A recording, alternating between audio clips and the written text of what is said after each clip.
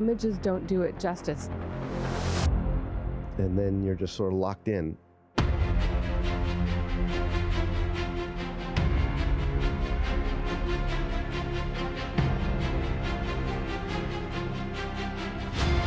When you experience an eclipse, you feel that connection with space. Oh my gosh! Oh, look at the ray structure. The universe is out there and it's affecting us. We are in space. And here it comes, there's the diamond ring. And that is the most spectacular sight.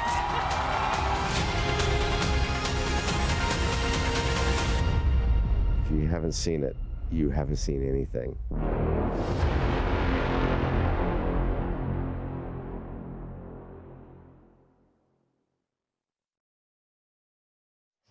Hello, and welcome to live coverage of the celestial event of the year, the total solar eclipse. Over the next 3 hours, we will follow the moon's shadow as it races across North America. We are anchoring our coverage from the heart of downtown Cleveland, Ohio, just down the road from NASA's Glenn Research Center, the only NASA center in today's path of totality. I'm NASA's Megan Cruz, and this is NASA lunar scientist Sarah Noble. Hello. Today, NASA and the Great Lakes Science Center is hosting this free outdoor event for the community to experience the total solar eclipse together. You saw that beautiful aerial shot that we just had opening the show. We're seeing it again here. As you can see, we have a great fun crowd here. Yeah, we've been watching the crowd build all morning, and you can really feel the excitement starting to come now. Yeah, absolutely. The watch item, of course, is the weather. Beautiful right now here in Cleveland. It's perfect right now. It's perfect, yes. We woke up to rain and it cleared, but I don't know what we're going to get this afternoon. Yeah, Sarah, you said that with a little bit of trepidation, and that's because it looks like there might be some cloud cover around the time of the total solar eclipse here, totality, but we'll see. All right, so on your screen now is the first look at the eclipse from Mazatlan, Mexico, one of the first communities the moon's shadow will darken today. Right now, you see we're seeing a partial eclipse of the sun right now, but if you look at the upper left-hand corner of your screen, we're expecting totality there in about 1 hour and 4 minutes. And we want to thank our team of telescope operators spread out across North America. Because of them, we will always have a view of the sun during this entire broadcast, which is That's really right, awesome. all the way from Mazatlan up to Maine. Yeah, a very large swath, and we have it covered the whole way through. Now, if you scan your QR code that you see on the screen here, it'll take you to a live stream dedicated to just those telescope views, and it'll also take you to a Spanish broadcast of today's eclipse, and that starts at 1:30 p.m. Eastern Time. And Sarah, as you know this, all of the telescopes used for this broadcast have special filters on them, and those protect the operator's equipment and also the operators themselves, because if you view the eclipse without the proper protection, then it can severely damage your eyes. Yeah, that's right. We want everyone to enjoy the eclipse today, but we want them to do it safely. Right. So how do you do that safely? Well, you should be shielding your eyes with eclipse glasses like these. Hopefully you bought them from a reputable source and that they have a special rating on them, and this rating means that the lenses meet international standards to protect your eyes from the sun's bright light. But Sarah, you can remove the glasses during totality, That's correct? right. If you're lucky to be in the path of totality, you can, for those, that short amount of time that you're in 100% totality. 99% totality doesn't cut it. Right, exactly. 100%, nothing less. Now, if you don't have eclipse glasses, you can enjoy it indirectly with tools like pinhole projectors. And if you want to make one with us live in about 30 minutes, just grab a sturdy piece of paper or cardboard and a thumbtack or other sharp pin. I'm going to use my NASA pin for when we make it. All right, so Sarah, what are we expecting today? What is a total solar eclipse? So total solar eclipse happens when the Earth, the moon, and the sun are so perfectly aligned that the moon completely blacks out our view of the sun. And does that happen often? Actually, somewhere in the world, there's an eclipse about every 18 months or so, but like in any particular place, it's a pretty rare event. Yeah, I mean, specifically here in Cleveland, the last time Cleveland had a total solar eclipse, get this, 1806. Wow, that's remarkable. So quite a long time ago. Yeah. Once in a lifetime opportunity. All right, but not everyone is going to be able to see the moon completely eclipsing the sun. That's right, only those of us in this narrow path of totality, but just about everyone in the U.S. will get to see a partial eclipse today, weather permitting. Weather permitting, yes. I hope that Cleveland here and everyone else along the path of totality will be good and clear. Okay, so let's take a look at today's path of totality. It passes through parts of Mexico, 15 U.S. states, and southeastern Canada. There's an estimated 32 million people who live along the path, and not to mention the tens and thousands of people who travel to somewhere along it as well, like us. You know, you're from DC and I'm from Florida. And I feel very lucky to be able to get to travel to see this one. Yeah, absolutely. And we're going to have live reports from our correspondents spread out across the path, all excited to share this event with you. Some recognizable locations in between: the Indianapolis Motor Speedway, home of the famous Indy 500, and then also Niagara Falls, where officials expect up to 1 million visitors. Look at our team there waving at you. Happy to see you guys, and we'll hear from you soon. Okay, so again, we will hear from those correspondents, but also on our broadcast, a live interview with astronauts on board the International Space Station. Sarah's already ready. So excited She's ready, because that's going to be obviously a unique place to witness today's celestial event, so we'll talk to them about that. We're also going to explain some of the science NASA will conduct during the eclipse and why that's important to you. And if you have questions about today's cosmic alignment, use the hashtag eclipse to send those in wherever you're watching us. We already have some questions from some kids. Excellent. And a celebrity. I can't wait to surprise you with who that is. All right, in addition to NASA's eclipse event here, there are plenty more in communities across the country, so why don't we take a look at some of them now. All right, so this is the California Academy of Sciences. That's a beautiful place to witness. Wow, looks like they have great weather today. They're only going to get a partial eclipse there, but you know, still, that is more than enough reason to get outside and enjoy some time with your friends and family. Waco, Texas, people have their seats. They're ready to go. They're all comfortable. I see some coolers there. Oh. And this is the Adirondack Sky Center. They have a big field for people to view. You know, a couple of days ago, we saw the same field. It was covered in snow. So I'm glad they have a nice place to sit. Exactly. And Kennedy Space Center, the famous rocket garden that we have at the visitors complex there, that's also a cool place to watch a partial eclipse, yep. Yeah. And then lastly, the Mentor Civic Amphitheater, a nice big field again to take a look out into and enjoy today's event. I'm sure that'll fill up soon. Yes, I'm sure. Still gathering there. All right, very much a party atmosphere we've seen in some of those watch parties, and especially here, again, the music, the exhibits, all the things happening here. Kind of reminds me of a sporting event, you know? So because of that, I'm going to ask you, who's the GOAT today, right? Is it the moon, is it the sun, or is it the earth? I mean, I'm a lunar scientist, so I may be a little biased, but you got to go with the moon on this one, right? It's the moon that is like coming in for the block today. It's all the action to the moon. I love that sports reference, but I'm going to have to say Earth. Because, well, first of all, we love our home planet, right? But because we're here, the moon has something to project its shadow on, and that's why we have the celestial alignment and show we're about to see today. That's where I'm going. That's how I'm going, yeah? All right, and now we want to know which team you're on. You can cast your vote by going to @NASA Solar System on Facebook, X, or Instagram, and we'll reveal the winning team at the end of the broadcast. Earth. The moon's shadow will only be over land for about 1 hour and 28 minutes today, moving at an average speed of about 1,900 miles an hour. Keeping track of it for us is NASA's James Traley. Yeah, thanks so much, Megan. I'm going to have to go with option number 3 there, the sun, because it gives us the energy for us to thrive here on Earth. And speaking of energy, it is bustling here at the Kennedy Space Center Visitor Complex.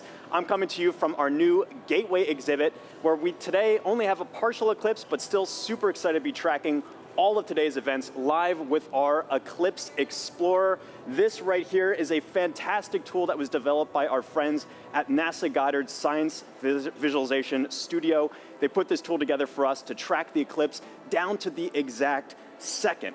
If you wanted to get an access to this yourself, get a feel for how this is going to look in your neck of the woods, you can go to go.nasa.gov/Eclipse Explorer, and you can track where your city is going to be, your zip code, by punching it into this little box here. It's going to snap right to your location and give you some key stats. You just saw Cleveland there, so I can bring them up here.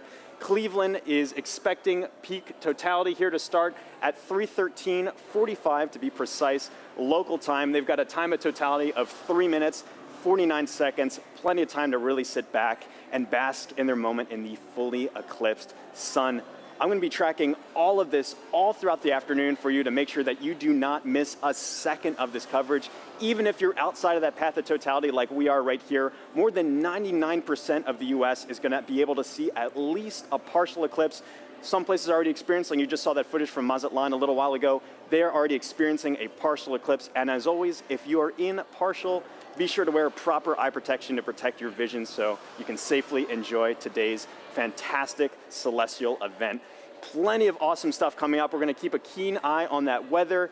Cleveland's looking nice and beautiful, very clear skies. Megan, back to you. Thank you, James. And joining us now is Dr. Bob Lehman, a heliophysicist at NASA's Goddard Space Flight Center. Thank you. It's great to have you here. Thank you very much. So talk to us. Today's total solar eclipse, it's going to look very different from what we saw 7 years ago, right? It is, right. The sun is going to look, the solar corona is going to look very cool today. It's going to look cooler than it did last time. And I mean cool in the sense of wow. Not cold. Not cold, because the solar corona is like 1,000,000 degrees. But compared to last time, it was close to the solar minimum, the minimum amount of magnetic activity on the sun. There's this 11-year or so cycle, and 2017 was closer to minimum, and 2024, April 2024 is pretty much close right to the maximum of that. So we're going to see the maximum amount of dynamism, of activity, and it's going to look, you'll see rays shooting out. And does that increased activity mean that we have a chance for new discoveries today and increased science? Sure. So in addition to the science that will be done because of the eclipse, just greater activity levels means that we have more chance to see what the sun is going to do, increased radiation levels, increased activity eruptions that will affect the Earth. So how does that affect the Earth, and how do we study those effects? What do we have, the tools, the assets to study those effects? Sure. So we call the whole general thing space weather, so we get increased radiation or what we call coronal mass ejections, chunks of the sun that blow off and hit the Earth. And those affect things like power grids and radio communications and GPS satellites, all of which are everyday real implications for that thing that's 93 million miles away. And how do you feel? You know, you're a heliophysicist. This is kind of like your Super Bowl. Pretty much, yeah. You are not the first person to say that to me today. and are we right? Pretty much, yes. I mean, this is it. I mean, 7 years, and I like to say there's the diving, trying to reach the goal line from the Super Bowl, what, 15, 20 years ago. That was like, totality, not totality, and yeah, today is it. I'm really looking forward to it. Yeah, absolutely. And we will have a whole bunch of fun here. Yeah, again, eclipses are a unique opportunity to really study the sun and how it affects us. So I know that, again, your fellow heliophysicists and really across the disciplines of science, I know that today is really special for a lot of people. It is, yes. Thank you, Bob. I really appreciate you being here. Thank you so much. All right, it's time now to check in with our first team along the path of totality. Here is Tahira Allen in Kerrville, Texas, a city so lucky it gets a solar eclipse twice in a single year. Thanks, Megan, and welcome to Kerrville, Texas. I'm Tahira Allen with NASA Communications. And I'm Gina DiBraccio, the Deputy Director of Heliophysics at NASA Goddard. We're live from the Kerrville Eclipse Festival, where tens of thousands are gathering to witness the second solar eclipse that has passed through this town in just 6 months. Now, this is incredibly rare, and people have traveled from all over the world to share in this spectacular moment right here at the crossroads of the eclipse. Now, Gina, we were lucky enough to be here last year for the annular solar eclipse. How does it feel to be back? You know, the annular was such a spectacular experience, but I'm already feeling even more energy today, and it's I'm like so double excited the crowd. to be here. It is. Yeah. No, and we have a full day of celebration in store. You know, the town really turned out for this event. This morning we heard from the mayor, and we are surrounded with food and shopping and different activities. I think I saw the Texas State Astronomy Club here giving out free telescope viewings. So it's just a really, really special moment for people to come together and enjoy this celestial event. It's right to hear it. And you know, we had some cloud coverage today. It's looking to be pretty good. It's going back and forth. So, you know, fingers crossed. Regardless of how this turns out, we have live music and dancing afterwards, so it's going to be a good day. Absolutely, and you know, I mean, this is going to be my first total solar eclipse, and so last year was incredible with the annular. Folks, if this is your first total solar eclipse, let us know in the comments wherever you're watching. We'd love to hear it. So this is also a good time to remind everyone that it is not safe to look directly at the sun without specialized eye protection for solar viewing. Now that is except during the brief phase where the moon is completely covering the sun, and that will only be for those in the path of totality. Now we have a special guest that you might recognize popping in to share some important tips to make sure you stay safe during today's events. Hi eclipse enthusiasts, Lance Bass here, and I want to tell you how to protect those eyes and stay safe during a solar eclipse. During these celestial events, the sun, earth, and moon are in sync, creating solar eclipses. You can look directly at the sun during a total solar eclipse, but only when it's completely covered by the moon for a brief period known as totality. This is a really special moment. At all other times, you should wear eclipse glasses so that you don't say bye-bye-bye to your vision. Seriously. And eclipse glasses are not the same as regular sunglasses. No, they're not. Safe solar viewers are thousands of times darker and will have a specific certification that you should look for right here. Don't be a space cowboy and try to look directly at the sun. If you don't have eclipse glasses, you can use an indirect viewing method, like a pinhole projector. You can make one of these with something as simple as an index card with a hole, or a colander, or even your hands. With the sun at your back, you can safely project an image of the sun through the hole onto a nearby surface like the ground. It's gonna be me who is wearing my eclipse glasses, and so are you. Now, you can't have an eclipse without the sun, the moon, and the earth. And as you heard from Megan and Sarah earlier, we've been hosting a friendly competition to see which one of these three teams that you're siding with today. Now, Gina, I feel like it almost goes unsaid here, but I have to ask. I don't want to assume. Which team are you repping today? You probably were going to guess sun. Oh, Team Sun. Who would have thought? You're right. No. So heliophysics, it's the study of the sun and its influence on everything. And it impacts all of our planets. And today, the solar corona is stealing the spotlight of the show. So Team Sun for me. I guess it really is the star of the show today. But you know what, Gina? I think I'm going to have to be a little bit biased too. Okay. So International Observe the Moon Night, which is NASA's annual celebration of all things moon, actually falls on my birthday this year. Okay. So I think I'm having a little bit of a lunar connection. All right, Team But Moon. for those watching, if you haven't joined the fun yet, you can vote for your eclipse team on NASA's Solar System Facebook, X, and Instagram. We're going to be sharing those poll results throughout the show, so be sure to go vote for your team. Now, also during the broadcast, you can send us questions using #Eclipse on social media. We have teams standing by online to answer, and we're going to be taking some of those questions live on today's show. Now, speaking about taking questions live, Gina, we actually had some kids send in videos before today's show. Oh, nice. So let's roll one of those right now. My name is Jonathan. My question is, will NASA do any experiments during the solar eclipse? Thank you. Oh, great question, Jonathan. Now, we have a bunch of different experiments that will take place during the eclipse today. So first, we're trying to study the solar corona. So we have NASA's WB-57 high-altitude research jet flying across the path of totality, taking pictures of that upper atmosphere of the sun, that corona, so that we can learn its composition, why it gets to be heated to extreme temperatures. But we also care about the eclipse's impact on Earth and the upper atmosphere. So we're launching 3 sounding rockets up into the atmosphere before, during, and after peak eclipse so that we can study how the atmosphere is changing as well. So, you know, we're studying it with a plane, we're studying it with rockets. Exactly. Any other way? You know, we have balloons, science balloons that are going up too, and we also have different ways that the public will be able to get involved in some of these experiments too. Thanks, Gina, and I actually have a great follow-up question to this. This is from Lisa on Facebook, who wants to know more about the sounding rockets. So they ask, why is NASA shooting rockets into the moon's shadow during today's events? Okay, let's talk more about the sounding rockets because they are a lot of fun. So the first sounding rocket will be 45 minutes before peak eclipse, the next one during that peak eclipse, and the final one after, 45 minutes after. And that's because we really want to understand the difference in density and temperature and these different factors in the upper atmosphere, and really get a sense of how the atmosphere changes as the eclipse is coming and passes over. So we have all these rockets going up, and it'll be a good day for that. Great, and hopefully we'll get to see a replay of that later on in today's show. That's right. Now, folks, it is really special for us to be back here in Kerrville, Texas, covering today's total solar eclipse. Just last October, an annular solar eclipse passed right through this town. Now, for a location to be at the crossroads of these two incredible celestial events is rare. Let's take a look at how the community has been preparing in the lead up to this big day. Kerrville is the eclipse capital of the state of Texas. It is known as being the capital of the Texas Hill Country. It's the epitome of Texas. Ranches, deer, beautiful streams like the Guadalupe here.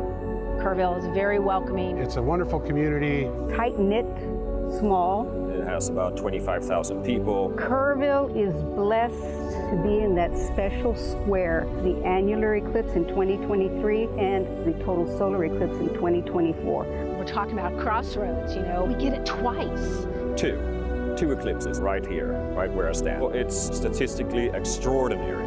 We get two in less than 6 months. Everybody's excited about it. City council, county commissioners, everybody's working diligently to be able to provide safe opportunity for the influx of people. This will be the biggest event in the history of the city, and that's why the city is preparing. We're preparing to make the event enjoyable for everybody who wants to see this tremendous natural phenomenon. I think that Kerrville has done an awesome job of preparing, way in advance. It's getting that message out to people to make sure that they're taken care of personally, but then there's the science part of it, letting them know what is an eclipse. And I'm just having a great time going out and talking to civic organizations and clubs and to talk about eclipses. So this will be my 4th and 5th solar eclipses. I've seen total eclipse in Nebraska. I drove 1,200 miles for a little over 2 minutes, and it was well worth it. And just couldn't believe the experience of the eclipse. I mean, it's still just, it literally gives me goosebumps every time I talk about it. It's a visceral, emotional experience that is just, you have to experience it to understand. I thought I knew what it would be like, but I gasped at the sheer wonder. It's going to be a, you're going to hear that intake of air and the awe. It was the most beautiful natural thing I've ever seen. So to have an eclipse basically in my backyard is just, it's indescribable.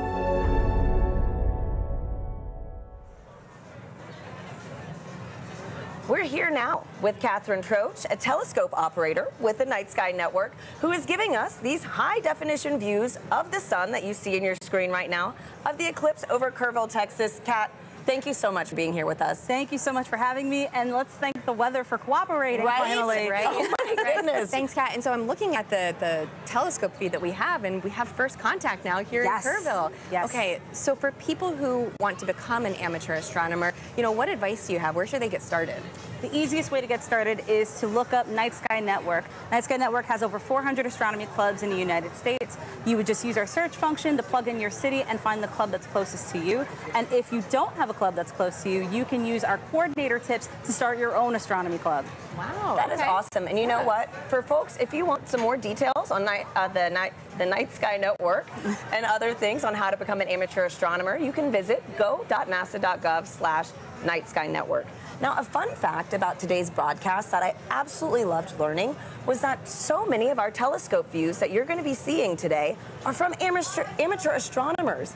And so, Kat, again, on this topic of, sky gazing, I heard that those in the path of totality might be able to witness more than just a total solar eclipse today. Could you give us a sneak peek on what we could expect? Absolutely. So if we have clear skies in the path of totality, as it gets darker, you'll start to see two bright points of light. That would be Jupiter and Venus. And then as we get to totality, at totality, you'll be able to see the fainter planets, Saturn, Mercury, and Mars. And if you're lucky, you'll be able to catch Comet 12P.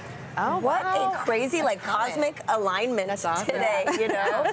So, man. Great. So for the amateur astronomers that actually want to view today's celestial event, what tips do you have for them? So, of course, you need to have solar protection, you need to have solar-safe glasses, and you need to have solar filters for your telescopes, your binoculars, your cameras. But you can also use indirect viewing, like a pinhole projector box, or you can use a disco ball. A disco ball? Yes. Wait, how does this work? Can you, walk us through this? So as the sun hits the mirrors, and it'll cast a little reflection onto the surface here, you'll see little crescent shapes as the eclipse progresses. That is incredible. We need to keep that disco ball. Oh, yeah. Right? No, seriously.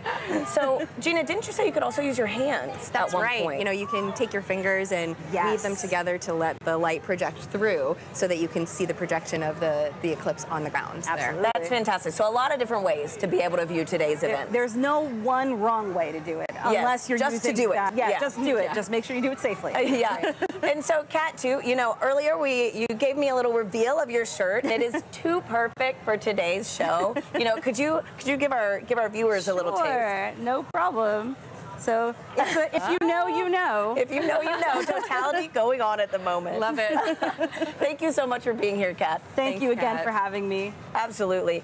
And so now coming up soon, we're going to get our first views of the total solar eclipse as it begins in Mexico, sweeping across North America. We have correspondents all along this path who are going to bring you live into the action as it happens. First up, let's check in with Joy Ung in Dallas, Texas. Thanks to Harry and Gina. So welcome to the Dallas Arboretum and Botanical Garden. I'm Joy Ung, and as you can see behind me, we have a lot of people eagerly waiting for the total solar eclipse. It's so amazing to hear so many people talk about the sun and the moon, and what makes this day even special is that the eclipse gives scientists a really unique chance to do science. So to tell me more, I'm here with NASA scientist Dr. Ashley Greeley. Thank you so much for joining us. Hi, Joy. Thanks for having me. So firstly, how are you feeling about today? I'm feeling really excited. The skies are starting to clear out, and it looks like we might get a pretty good show. Fingers crossed. So earlier in the show, we learned that today's eclipse will look quite different from the 2017 eclipse. We're going to see more structures in the sun's outer atmosphere. So Ashley, can you tell me, why is that different? Why is the sun going to look different, and why is it changing? Sure. The sun goes through phases, which we call a solar cycle, that last roughly 11 years. And those are periods where the sun is less active and periods where the sun is more active. We're entering a time of solar maximum, which is really exciting because that means that the sun is more active. Its magnetic fields are more dynamic. We may see features here, such as streamers, which looks like little spiky wisps in the sun's atmosphere, which we call the corona, and then little prominences, which look like little pink arcs on the surface of the sun. Yeah, we're really excited to see this, and we hope that we'll see some really interesting features. There may be a little bit of asymmetry as well in the magnetic fields, and I don't know, I guess we'll have to find out in about an hour. So the sun is changing. So do those changes affect life on Earth at all? Sure, yes. The sun does affect life here on Earth. We have a term that we call space weather, which applies to the field of study of everything from the sun to the Earth and in between, and how that affects life here. We are fortunate that on Earth we are protected from things coming from the sun by our magnetic fields, which shield us from those explosions that come from the surface of the sun that we talked about. And those can result in really fun occurrences, such as the aurora. There can be some negative side effects, but those are mostly limited to things that are outside our magnetic fields. The storms from the sun can interfere with satellites, and it's something we really have to think about as scientists as we start to plan for putting humans on the surface of the moon or potentially sending them to Mars. Those energetic particles that result from the sun can impact humans, so that's just something that we have to learn about and take into account. So the sun is always there, of course, but why are eclipses a good time to study these effects called space weather? Yeah, eclipses are a really cool time for scientists to be able to study the sun. It's really hard to completely cover the disk of the sun in order to study the sun's atmosphere, especially that inner part of the atmosphere. We're really fortunate that here on Earth, our moon is just the right size and just the right distance from Earth that it can completely block out the sun's disk during total solar eclipses. So we're really able to observe that inner atmosphere in a way that we can't normally. So this event is really exciting exciting for both scientists and the public alike, and that's just such a cool experience to share together. Thank you so much, Ashley. So if you're lucky enough to be in the path of totality, keep an eye out for that sun's outer atmosphere, the corona, and you'll know that you see these spiky features, and it's because the sun is heading towards its most active phase. So for now, let's head to our friends in Russellville, Arkansas. Jasmine, how are things looking on your side? Joy, things are looking absolutely fabulous in a very sunny downtown Russellville, Arkansas. As she said, I'm NASA's Jasmine Hopkins, and I'm coming to you live from the Depot District, where the city is throwing a massive block party, all in celebration of the total solar eclipse. Now, people in Arkansas have great reason to celebrate because this is only the second total solar eclipse visible from the state since it was first established in 1836, and the next one visible from here won't happen for another 2 decades. So people around me are gearing up for what feels like a once-in-a-lifetime opportunity. Now, it's not just the residents of Russellville that are excited. On average, the city has about 29,000 residents, but for the past 8 months, they've been preparing to receive upwards of 100,000 tourists right here in the city. Now, of course, NASA has been a big part of that preparation, so to show you what we've been doing to help, I have a video here to show you. So we have been talking to the next generation of space explorers right here in Arkansas. We started off at Arkansas Technical University, and then we moved on to Russellville City Schools, where we spoke to hundreds of students all the way from 8th grade to 12th grade about this total solar eclipse. We had NASA's Marshall Space Flight Center, the Arkansas Air National Guard, the U.S. Space and Rocket Center, and even the Paris Observatory joining us all the way from France. Now, during that moment of totality, Arkansas will experience from 94 to 100% obscurity from the sun, and we'll have 4 minutes and 12 seconds to really soak in that fantastic cosmic event. Now, until that moment, of course, we are telling the residents to stay safe, keep those solar eclipse glasses on. But now let's go from Arkansas to Illinois with Blair Allen. How are things looking for you? Jasmine, we're super excited here because crowds are filing into the stadium, but the main story here is the weather. Everything looks absolutely good and clear for totality today. We're very excited. We're just hoping, just like 2017, a little cloud doesn't come in and obscure things. But I tell you what, there's been a total solar eclipse here in 2017. Observation did not stop at SIU. Joining us now are 2 SIU students who actually did some observing. This is Callie and Paige. Now, Callie, I know that you guys went to Australia in 2023 and you observed the totality using an interesting technique. Can you tell us about that? Yeah, so when we were in Australia, we used a sun funnel to view it, and what it does is it projects basically what the telescope is seeing onto a film. And so a sun funnel is just basically a funnel with 2 hose clamps and rear projection film, and it just projects the sun, and we actually captured a picture of totality as that eclipse was happening. And it's pretty cool because it allows other people, instead of having to go through the eyepiece, you get to see it. Pretty impressive. Now, Paige, you guys are going to do some observation today. What are you set up for here in Carbondale today? Yes, so we have 2 telescopes set up with the sun funnels for viewing for a select view of the public, and right now we're pointed at the sun and we're excited to see totality. Now, what are your odds on good weather? It's looking pretty good. I'm excited. Isn't that great? I'm so excited. I tell you what, one final question, because I know you're experts with solar safety, but Team Earth, Sun, or Moon? We're both Team Moon. Team Moon, Team Sun. I tell you, that's the best you're going to get, but we're all pro eclipse. Back to you, Tahira. Let's go Team Moon. So, as you can see, folks, we've got a lot of exciting things in store all across this country, and that was only half of it. You're going to meet three more of our locations later on in the show. Now, Gina, we've got a ton of questions coming in online right now from our viewers. Yeah. How do you feel about some Q&A? Let's answer some. Okay. Perfect. Let's do it. So our first question is from Fair Cerritos on Instagram, who wants to know, how can I help NASA?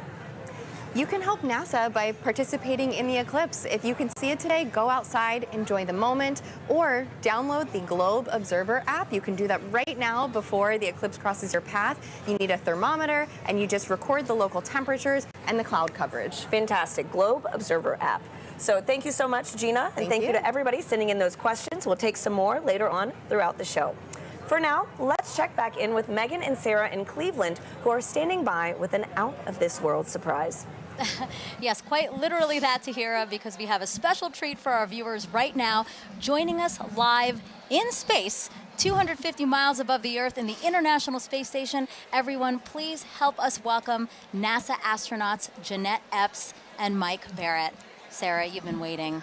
I'm so excited. For this. Oh, there they are. Hello, everyone. Oh, Jeanette, Mike, thank you for joining us. It's a pleasure to join you guys, and I hope everybody appreciates NASA scheduling this eclipse to bring the world together. Yes, thank you so much to NASA, and thank you so much for joining us. Now you guys will have 3 opportunities to view the moon's shadow over North America, and that last pass will give you guys the best views. And we hope to also share those live views with everyone here on this broadcast around 3:30 p.m. Eastern Time. Now, Jeanette, I have 2 questions for you. Are you looking forward to being one of the few people seeing today's total solar eclipse from space? And 2, I know your crew member Matt Dominic will use a camera with a solar filter to photograph the sun being eclipsed by the moon. Will you also be taking photos of the celestial alignment?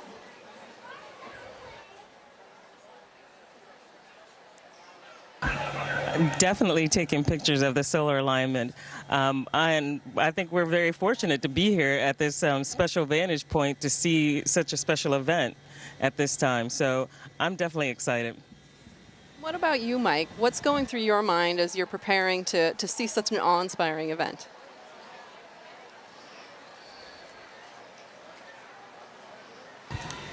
Well, admittedly, I'm a bit of an eclipse junkie. You know, my first one was like when I was 19 with the homemade telescope in the desert, and a few since then. And actually, during the 2017 eclipse, I was on a chartered aircraft several hundred miles off the coast of Oregon watching it. And I got a strange bucket list, and this is one of the things that's on it, to actually watch an eclipse shadow cross the Earth from space.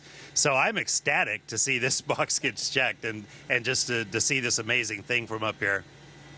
Yeah, the fact that that was actually a box on your list is pretty amazing. And then now it's getting checked. So, you know, for those wondering, this is what the moon's shadow will look like to Jeanette and Mike. We're going to show you video taken from the space station of the total solar eclipse in 2017. And you can clearly see the shadow moving across the top of your screen there from left to right. We actually sped up the video so you can see more of that transit. This would look a lot slower to them, but really cool.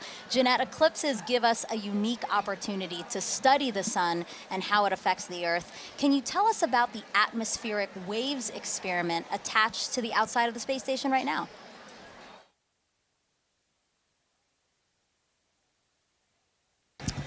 Sure. We have an atmospheric wave experiment that's going on now, and what it looks at are these atmospheric gravity waves. And these waves transport energy and momentum up through the climate system.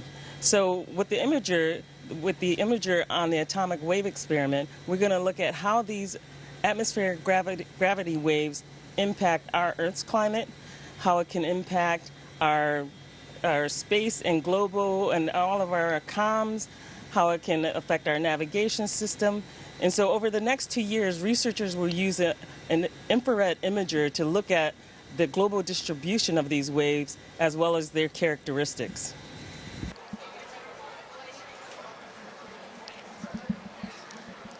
Mike, how does it feel to have a hand in maintaining the space station so that important science like the atmospheric waves experiment can happen?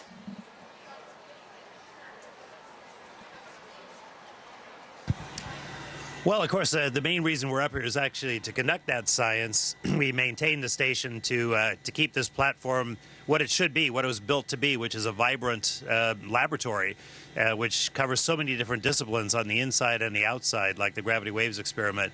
I mean, it's an honor and a privilege, as much as anything, to have a hand in that science, and we end up being basically the eyes, the hands, the on-site presence to conduct that science. And we get to be the first to see results of just amazing things that are years in the making by a bunch of really smart, ambitious scientific teams on the ground. So that's really where the joy is. Maintaining the station is just like maintaining a research ship, something I actually quite like. So I feel very much at home in that role. It's still blowing my mind. I mean, we're here in Cleveland, Ohio, live. You guys are up in space in the International Space Station. I can't believe the opportunity that has been afforded to us, and I hope our viewers really enjoyed this time with you. And I hope you enjoy the show from up there.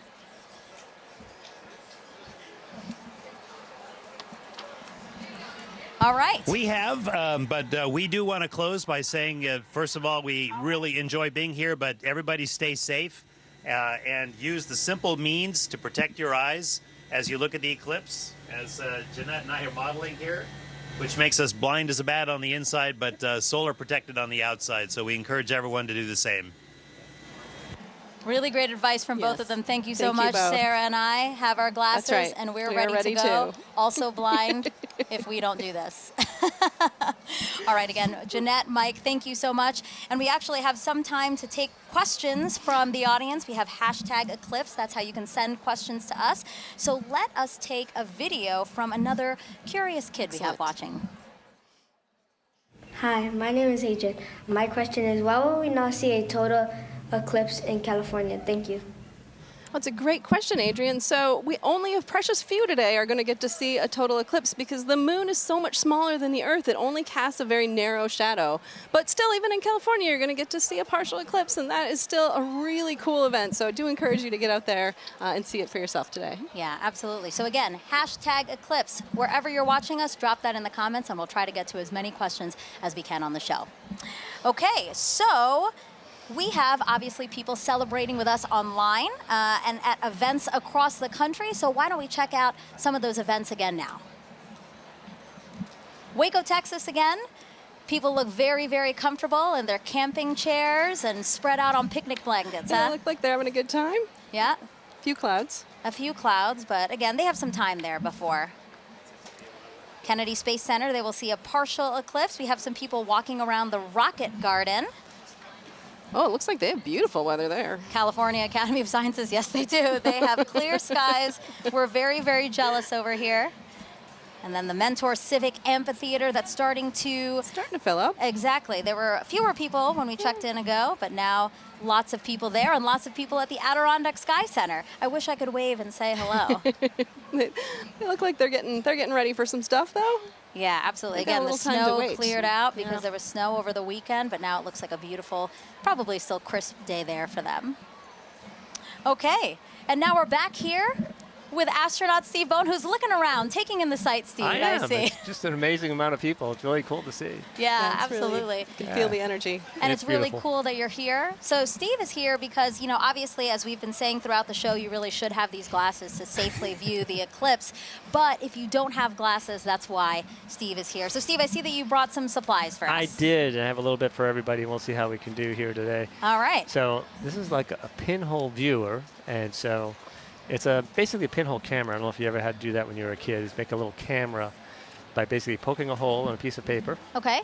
And then using that to focus onto a screen. Okay. And so we all have pins here, I guess. Yes. So we have a paper plate, we You have your have eclipse pin. index card, and we have pins. And I have my Crew 6 pin. Nice, nice. All right, so what do we do, Steve? Basically, all you have to do is poke a hole in the cardboard. Okay. And the sides of the hole will determine the focal length, the focal distance of your viewer. And it Okay. has to be big enough that the light will come through. And it's sometimes hard to do if we don't have like direct sunlight. So you want to make sure you have a big enough hole. I think Okay. that'd probably be enough. Yeah. And then what you'll end up doing, if we had the sun, you could basically over your shoulder, don't look at the sun. Sun behind us. Sun behind us. Yes. And so you hold this up, and you'll see, you can actually get, there it is. I can see. We do see it with the lights, the studio Yeah, lights. you only need a little bit, and then depending on how far in and out you move it, and the sides of the hole, that gives you your focal length. Got it. Just like a lens. And basically, like we're saying with the studio lights, if something were to pass over the studio lights, that same shadow essentially would be projected through Absolutely. the index card right now. That's how you safely watch it. That is a good, safe way to watch it. There's a lot of other ways to see it as well. I know And, that. Oh. I have that. Come prepared. Colander, right? Yeah. So that's a lot of fun because if you're in an open area like this today, and you don't have your glasses or you just want to see something really cool, again, put it over your shoulder and hold it, and you'll get a big array of all those little eclipses happening on the ground below you. Yeah, actually, I think we have a picture of that. I'd love to see that because really it is a very, pretty. perfect. Look at that, Steve. Oh, yeah. Well, I mean, even if you don't have anything, right, you can actually use your hands to make your own sort of improvised pinhole camera. Absolutely. That's amazing. And, you know, I was explaining a little bit ago that in my own yard during the annual eclipse, when I was out working in the yard, and I said, hey, there's an annular eclipse going on. So I went under a tree, and I was looking at a tree, and then on my driveway, all these little eclipses, just hundreds of them. Yeah. And it's absolutely amazing pictures. Great. So I hope if people have trees near them, they can take a look at that. Steve, thank you so much for being here. We really appreciate it. Have a great day. All right, so the eclipse is getting closer and closer to the west coast of Mexico. We will experience totality there at Mazatlan, in particular, 2:07 p.m. Eastern Time. So let's head back over to James at our eclipse board for another look at the path of totality.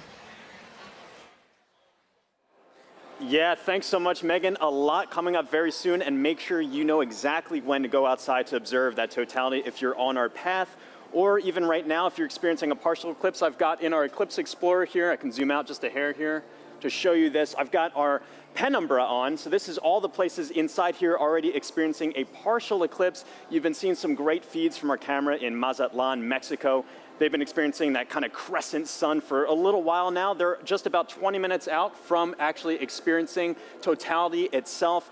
They're going to have a long window where they are 4 minutes and 17 seconds. For some context, back in 2017, the last eclipse that swept across America, the longest time was only around 2 minutes and 40 seconds. That was in Carbondale. This time around, some very long times, just a little bit northwest of Torreon, Mexico. They're going to get upwards of 4.5 minutes. A lot of time to really observe it, but just make sure that you know when to be outside. And as always, access that tool at go.nasa.gov/eclipse explorer. This is going to keep moving on. You see this little thing. I have this actually running in real time. This is our shadow of totality. This is going to continue to move further and further to the northeast and actually make landfall in just a few moments in Mazatlan, Mexico. As you've seen all throughout the broadcast, we've got correspondents all up and down the U.S., all the way up to Maine, covering this live. Very excited to continue tracking this. Make sure you know what's going on here. But for now, back to you, Megan. All right, thank you, James. So now let's introduce you to more of our correspondents along the path, starting first with NASA's Lauren Ward, standing by to show us what's happening in Indianapolis, Indiana. That's right. Thanks, Megan. We are at the Indianapolis Motor Speedway in Indianapolis, Indiana. It is a gorgeous day. Behind me, I have over 50,000 people here to spectate today. Today, we are waiting for a spectacle that is of a celestial kind. Of course, this is most known for the Indy 500, but we are waiting for something a little bit special today. With me, I have the 2016 Indianapolis Motor Speedway winner, Alexander Rossi. Good to see you. Good to see you. Thank you so much for having me.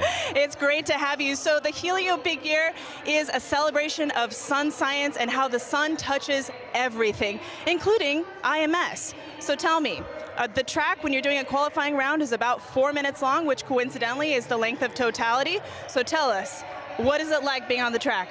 You know what? The sun plays a huge role in determining the performance of the car based on the track conditions. So we actually, when it's a day like this, as much as it's beautiful for the fans, it's actually very difficult for us as drivers, because as the surface heats up, the oils come to the top of the asphalt and it actually becomes slippier. So that's surprising to people. They think that temperature would mean grip, but it is until a certain point. And then once it kind of crosses over 100 degrees on the surface, you start to actually go the other way. Wow. And tell me about those tires. How does the sun affect those? So we use slick tires. So Firestone tires are slick. On a road car, you have tread, right? Because they're supposed to be used in all conditions. Slick tires actually have a bigger contact patch, more surface area, so they generate more grip at a temperature, right? So they operate between 180 to 230 degrees Fahrenheit. Again, the sun is good until a point. When they go over that 230 degree mark, you start to lose that grip again. Ooh, all right. Well, we have a little competition going on today. We're trying to determine whose big day is it. Is it the sun's, the moon's, or the Earth? So my question to you is, are you Team Sun, Team Moon, or Team Earth? That's a hard one, but I'm going to go Team Earth. You know, I just think we're so lucky, especially today with the people that are around us here to be able to witness what we're about to see. Go Earth. Go Earth. You heard it here first. All right, guys, thanks. We'll be back here. Daryl in Niagara, over to you. All right, thank you very much, Lauren. Just 500 miles northeast of you, we are here at Niagara Falls, right next to the Niagara River. This is a special location for a lot of people because it is a once-in-a-lifetime opportunity to see a natural wonder set against a celestial one, the solar eclipse. And so let's talk first of all about the natural wonder, and it all starts right here. Look at this massive river and the amount of water that's moving through here. 500,000 gallons of water, 500,000 bathtubs actually going over the falls at every 60 seconds. It's tremendous, the flow here. It interacts with the air, it hits the rocks, and it also, you know, it flows up a mist column that is omnipresent. This is always here. So one of the things that eclipse watchers want to see is, how does it interact with the light? Will we have a pink rainbow because only prominences from the sun will be seen and they're pink? We'll have to see about that. One thing we do need is a little bit better cloud clearing around here because we do have some cloud cover. But that's okay. People who have gathered here are excited and they're hopeful that it will clear. Who's here? Well, I want to show you our camera from about 500 feet away. Look at all my friendly eclipse watchers. Are you guys ready for an eclipse? Yeah! Whoa, I love the energy. We could use this energy to blow the clouds out of here. As our camera backs out, you're looking at Terrapin Point, and this is the lawn here. It's roughly the size of a football field, and everybody who's here, a lot of people came in at 6 a.m. this morning. They currently cut off the park from anybody from coming further into Goat Island here. So this is the max capacity that we're at right now. It's that popular. Over to the other side, our friends from Canada. Look across the river gorge, about 1,000 feet away. Niagara Parkway is lined with people. So it's a beautiful shot over there, and we really appreciate our Canadian friends who have joined us. Now, this isn't just about the solar eclipse. We've been here for the past week, and we were at locations all across Niagara Falls, 12 to be exact. Take a look at this video. Crowds of people packed the Niagara State Park Welcome Center where Commander Munikin Campos, the mannequin who flew around the moon during the Artemis 1 test flight in 2022, was on display. Our partners at the Canadian Space Agency sent kids virtually to space all week long. And NASA experts from the Kennedy Space Center gave presentations and talks at places like the Niagara Aerospace Museum and libraries across the area. The outreach was a huge success, with thousands of people participating in the events and passing through our exhibits. And we just want to thank everyone who came out to see us at all our locations, and we hope you left a little inspired about space exploration and a little wiser about all NASA's missions. Okay, coming up, we've got a very special guest for you who's going to share the eclipse with us, CSA astronaut Jeremy Hansen. He's going around the star today, the moon. Not the star, the sun, the moon. The star of the show, I should say. He's going to be here. He's interacting with the public. We're going to get his thoughts on totality along with everybody else who is here. And we're pumped and excited. Right, everybody? We ready for an eclipse? Can you hear the excitement? All right, now I'm going to send it 800 miles to the northeast to my colleague Angelique Herring, who is in Holton, Maine, where I hear you have some pretty good weather. Hello, Daryl, and welcome everybody to Maine. That's right, we do have some great weather. We are here in Maine, and actually we're about 3 miles away from the Canadian border, and also about the last stop on I-95 North. So we're the northmost spot for today's eclipse broadcast, at least in the United States. And so hello from way up north. Now, just like Daryl said, we do have some excellent weather here in Maine today. We've been here for a couple of days, and it's actually been pretty wintry right up until about yesterday. We had snow, it was pretty cold, but you know what? Today, the sun is out, the skies are blue, and it's looking like perfect conditions for an eclipse, or as the Mainers would say, wicked good weather. Now, we're actually standing here in Market Square in Maine, and we are outside of the Temple Theater, where it has actually been in operation since 1919. Over the last 150 years of its operation, it's seen everything from silent films to burlesque shows, and today, it's got a more celestial show with the eclipse. Now, The last eclipse to come through Maine was actually in 1963, and that eclipse is only visible for about a minute. In contrast, today's eclipse will be visible for at least just about 3 minutes or so, so everyone here is going to have a lot of time to take in the celestial show, really soak in the event. And the next eclipse won't be coming through Maine until 2079. So it makes a lot of sense that we've got a lot of people here really excited to see this once-in-a-generation opportunity and event. We're all excited. I know everybody here is excited, so we'll be here waiting for the moment that we've all been waiting for, the eclipse. With that, back over to you, Megan. Hey, thank you, everyone. It was really cool to see everyone along the path of totality. You can tell we're covering a large swath of land because everybody's in different kind of attire. You know, you have short sleeve shirts somewhere, and then you have like Daryl, who it looks very, very cold, and he does have some cloud cover, so I hope that it does kind of clear out for him. I feel like we've covered all of those levels of weather over the last day and a half. That's true, here in Cleveland. So, but it's looking nice now, so that's great. And actually, if you were watching our screen here, we just had a view of the eclipse in Mazatlan, Mexico. In about 10 minutes, that's when we'll start seeing totality in that area. And in that time, the U.S.'s top doctor is encouraging everyone to try and watch this celestial event for our physical and mental well-being. Hi, everyone. I'm U.S. Surgeon General Dr. Vivek Murthy. I'm thrilled to be joining you today as you gather to experience a truly awe-inspiring event, the last chance that we'll have to see a total solar eclipse in the contiguous United States for the next 20 years. The sun is a universal source of light and life. It contributes to our physical, mental, and emotional well-being, and it unites all of us. Today, no matter where you're watching from, whether it's along the path of totality or a partial solar eclipse, you are sharing the experience with millions across the nation. And moments of connectedness like this truly matter. Last year, I issued a Surgeon General's advisory warning about the public health crisis posed by loneliness and isolation.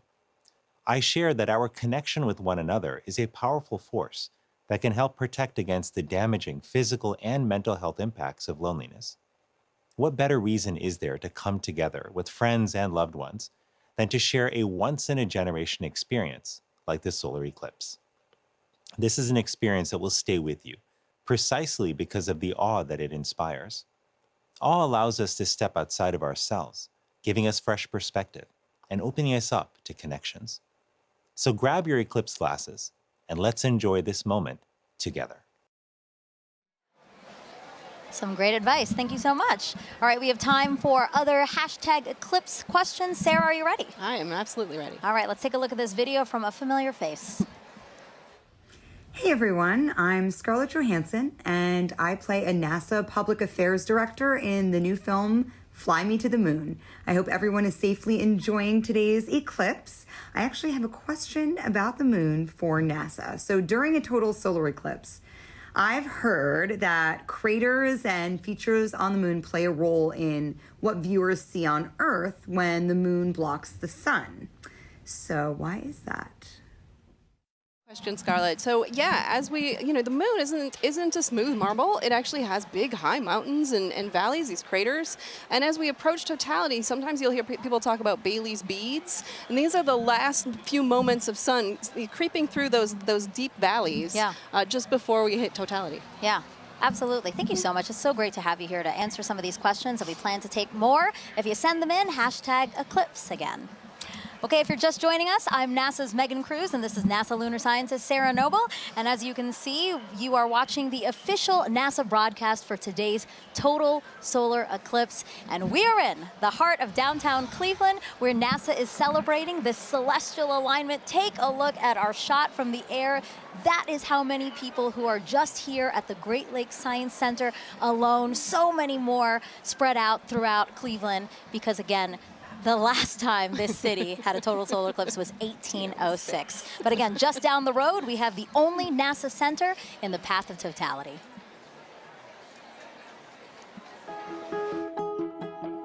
When it comes to NASA, I think a lot of people initially think of rocket launches in Cape Canaveral or astronauts floating above the Earth in the International Space Station. But there's a lot of research and engineering and testing that needs to happen before anything can fly. And we have those capabilities: supersonic wind tunnels, microgravity drop towers, vacuum chambers, and a research aircraft hangar. And that's why people from all over the world come to NASA's Glenn Research Center right here in Cleveland, Ohio. What we work on, power, propulsion, communications, you need it for anything that flies.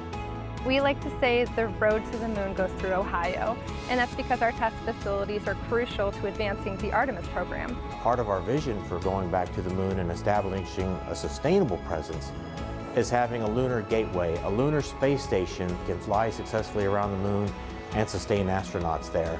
And we are leading the program that's developing the power and propulsion element. NASA's Neil Armstrong Test Facility in Sandusky, Ohio. It's the only place in the world where you can test a full-size spacecraft for all the extreme conditions of launch and spaceflight.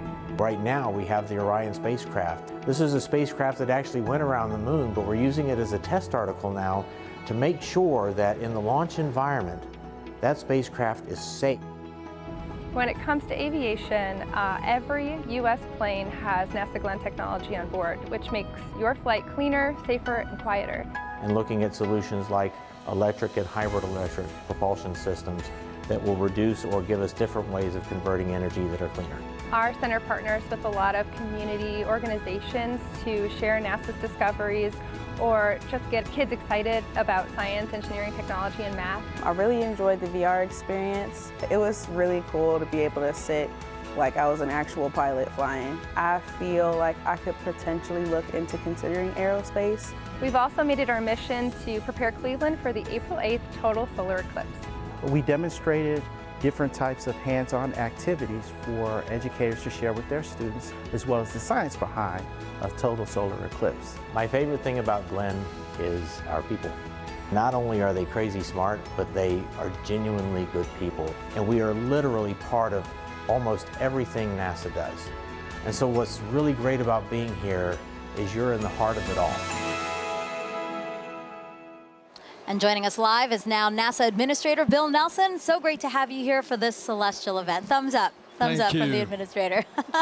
Now, Administrator, why are solar eclipses so unique, such a unique opportunity to study our sun? Because you have the alignment of three celestial bodies. And unique things happen when that occurs. And it has a profound effect here on Earth. Just think about it. The middle of the day, all of a sudden, it gets totally dark. And us Earthlings are not accustomed to that, and nor are the other little Earthlings. Right. All the animals. But it's also an opportunity for us to study much more one of those celestial bodies, and that's our star, our sun, and our star in our solar system. And we can find out more about that gaseous explosion that's coming out from the core of the sun when we can see it better. And we can see it better because we're not looking at the bright ball. You're suddenly looking at that corona, that mass of gases that are coming out from the edge of the sun. Right. And you don't have to be a scientist, right, to study this event, right? How do we get help from people across the country to help us study these things? Well, by asking them. Make a note of anything that you observe and then share that with us. All right, and Administrator, you know, we have to take precautions when viewing a solar eclipse. Remind everyone what we should be doing today. Okay, you've got some glasses. That's right. That's right. The glasses are all ready. Absolutely essential. You want to put these on as it is starting to have that moon move in front of the sun, and we don't want you to damage your eyes. Right.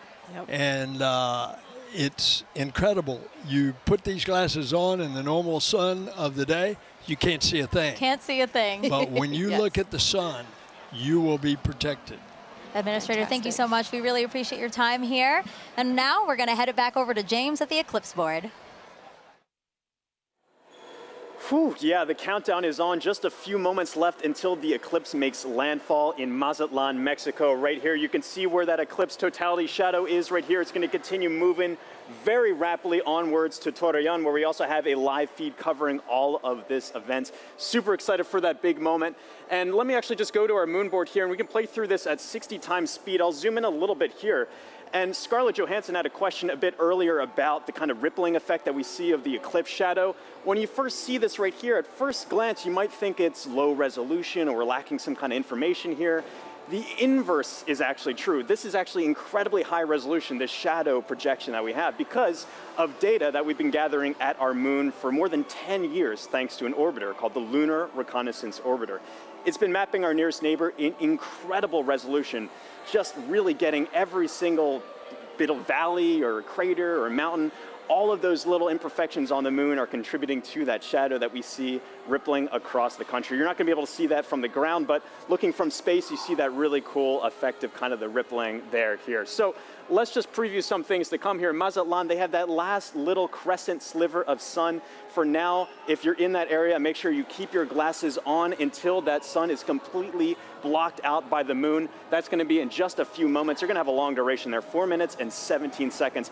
That sounds like a lot of time, but it's going to move like that. So make sure you are ready on the pulse. Again, for all of our locations up on this path of totality here too, make sure you set a timer on your watch or a phone or something to remind yourself to look outside and experience this. You don't want to miss this. If you do miss it, you got a long time to wait for the next big one across America. That's going to be in 2045. So make sure you're watching and watching safely here. You just saw some footage from Kerrville and Cleveland as well. It's a little bit cloudy in some places, really hoping that that clears out in time for us to have that beautiful view. But in just a few moments right here, this eclipse is going to be coming up in Mazatlan, Mexico. So for now, this is going to be really exciting. The countdown is on.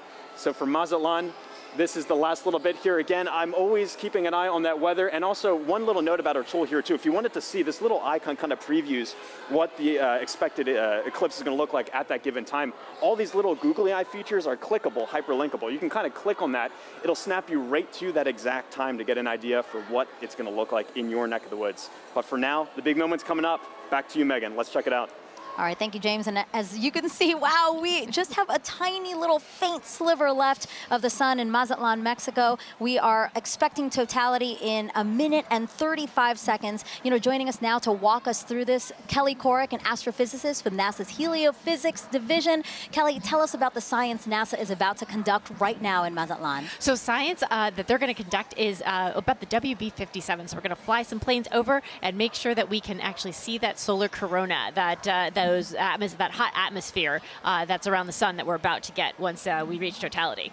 Yeah, and it looks like it's almost there. Yes, it's almost there. You know, we have a view right now of inside the cockpit of one of the WB-57s, or at least we're efforting one, because as you said, this is going to be a huge part of what we do in Mazatlan. Definitely, yeah. It's the there it is, Kelly. Oh, there it is. Oh, look at that view. So we're looking out. Oh, that's great. We're looking out, and it looks like we might be able to. We're seeing a lot of clouds, but hopefully a shadow as well as we're coming in to totality there. And so, yeah, so these WB-57s are carrying 3 different instruments or 3 different experiments, 2 to look at the sun and 1 to look at our atmosphere, because our atmosphere actually responds to the eclipse. And we're trying to figure out how that ionosphere, that layer of the atmosphere, actually responds to it. And you said it does look like there's already a shadow over land. You know, we also have a shot, and we'd like to pull that up now, a shot of the coast and the fact that it's already going on over. And you know what's really cool about all of this is we do have eyes all over this thing because we are collecting so much data. Yeah, definitely. I mean, we have the stuff here. We also have rockets on the other side of the country being launched. So again, study that. Oh, look at that. There's the diamond ring. That's right. We're not there, but I feel the energy just watching it. Yeah, so this is because of the craters and the peaks and valleys of the moon, we're seeing the last bits that are just getting through, and now we're getting to totality.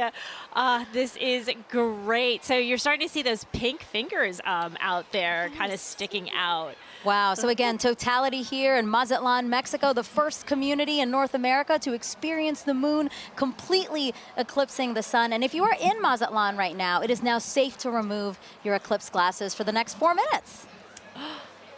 And you mentioned some of those pink filaments that we're seeing, right? Can you talk us a little bit through that, Kelly? Yeah, so those pink filaments, because they're helium-rich, that's why they're appearing pink and they're hanging out there. Those could be the start of space weather. So there are tons of material, billions of tons of material that could possibly be one of those explosions for space weather, the reasons why we really study the sun and try to understand how to live with the sun. Well, can you explain why space weather is important to us here on Earth? Definitely. So it's not just satellites that are interested in space weather. It's also our power grids because of those energetic particles coming from those big explosions that can happen in the sun. That could damage our power grids. It could also do things like interfere with GPS signals. And I know we all use our phones to navigate everywhere.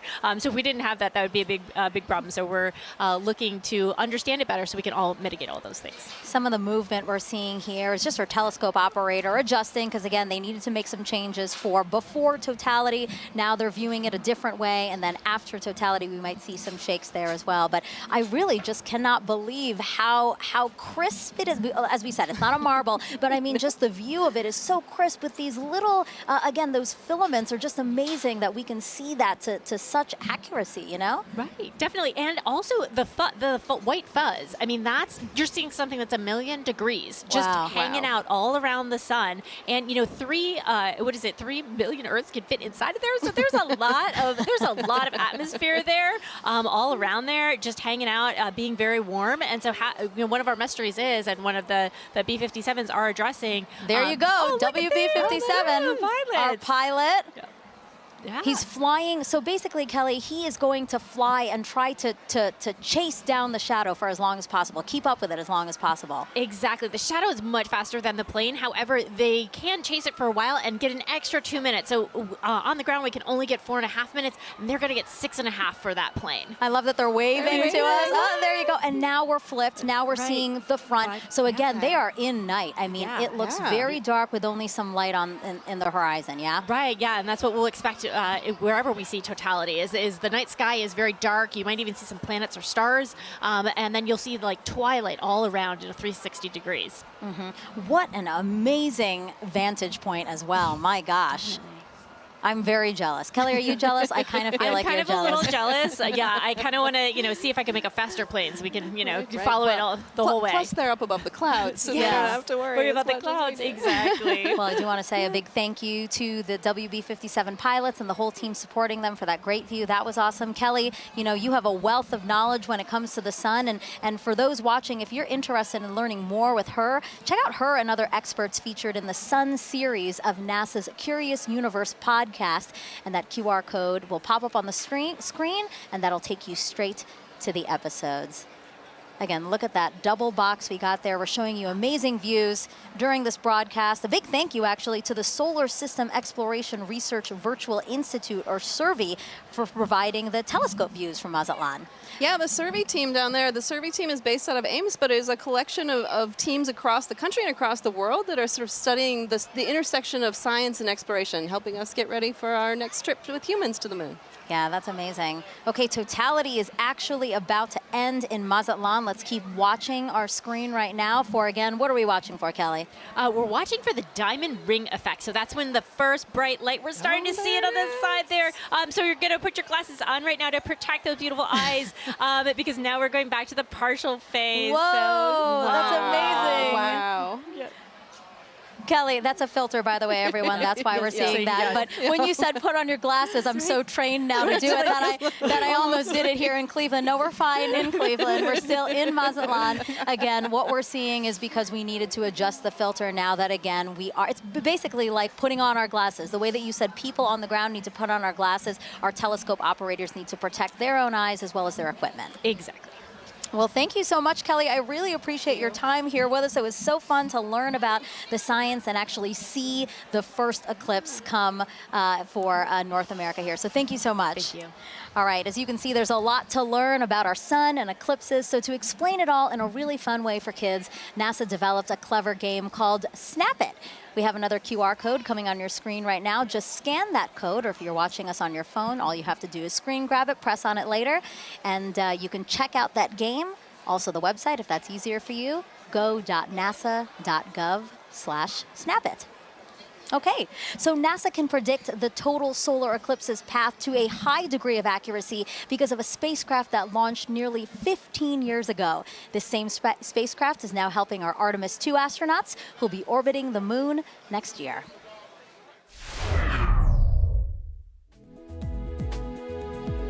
NASA's next step in establishing a long-term presence on the moon is sending 4 astronauts to fly around it with the Artemis II mission. Part of the crew's training has been to study images from NASA's Lunar Reconnaissance Orbiter, or LRO. The spacecraft launched in 2009 and continues to use 7 instruments, including a high-resolution camera, to help us learn more about the moon's surface. Because of LRO, we now know more about the moon's topography than any other planetary body in the solar system, including Earth. The Artemis II crew used LRO data and photographs to learn how to identify lunar landmarks they'll see from orbit and to seek out sites of scientific interest, like possible landing spots for future explorers.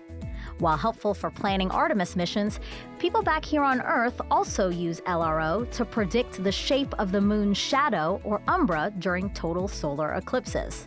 The moon's shadow will change throughout the eclipse, depending on the lunar terrain and the elevations of observers on Earth. People may even see what looks like an arc of solar diamonds around the moon as sunlight peeks through lunar features like craters. That's a look at your Artemis Moon Minute. All right, joining us on the host desk now is a familiar face here. Oh, actually, we have, sorry, Snoopy. Oh, I just revealed that it's Snoopy. Well, I just want to wave real quick to the crowd here at the Great Lakes Science Center, just outside of our host desk, waving at us, waving at the camera. I'm waving back at them like they can see me. But I did just spoil the surprise. We do have Snoopy here, our Chief Safety Officer here at NASA, and he's here to tell us how to safely watch the eclipse. So, Snoopy, if we were to watch the eclipse today before totality, what should we do? That's right, you should have your glasses on, that's right. Well, and what about during totality, Snoopy? Can we take them off then? Yeah, let me help you out here. Oh, Snoopy, there I can see your shining bright eyes. I love Snoopy, he's so funny. Now, Snoopy, I have to ask you a question, okay? So today we've been polling everybody, asking for the total solar eclipse today, who is the big star of the show, right? Is it the Earth? Is it the Earth? Is it the moon? Is it the sun? Okay, but you have to pick one. You have to pick one. You have to pick one. You don't want to pick one? All of them. All of them are great? That's right. Snoopy, thank you so much. I know you're super excited to see the total solar eclipse today. We're glad to have you here. Bye. All right, now let's head back over to Tahira in Kerrville, Texas. All right, thanks, Megan. I mean, what an incredible view from Mazatlan, Mexico. That was amazing. And folks, as you can see in your screen right now, we are less than 1 minute away from the eclipse crossing over Torreon, Mexico. Gina, how fast is this moon shadow moving right now? I mean, it's flying. It's going about 1,900 miles per hour as we're chasing it across the U.S. That is incredible. And so, you know, in Mazatlan, we were able to see the diamond ring effect. That's right. It was beautiful. Beads. So hopefully we'll be able to see that in Torreon right now. Yeah, we're watching that live feed. Yes, just to see this sliver crossing over the moon. That's right. We're getting so close there. Hopefully we'll see that diamond ring too. Wow. Look at this. And so we're about 10 seconds away. Here we go. Let's take it in. Wow. What a spectacular. It's going into totality. Wow. There you have it. We are in. Yep, that diamond ring came through, and we see a little bit of those Bailey beads too as we're looking at it, those kind of the lights trickling through around the surface of the moon, coming through the peaks and valleys.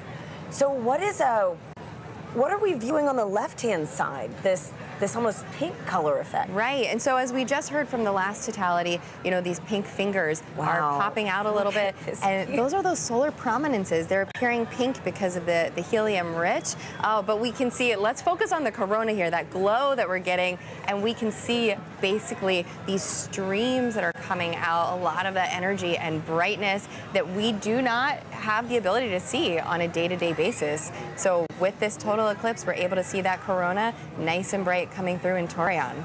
That is just a magical view. Oh my goodness, It Gina. is. Gina, okay, and so we've got so many questions coming in online right now from viewers watching this.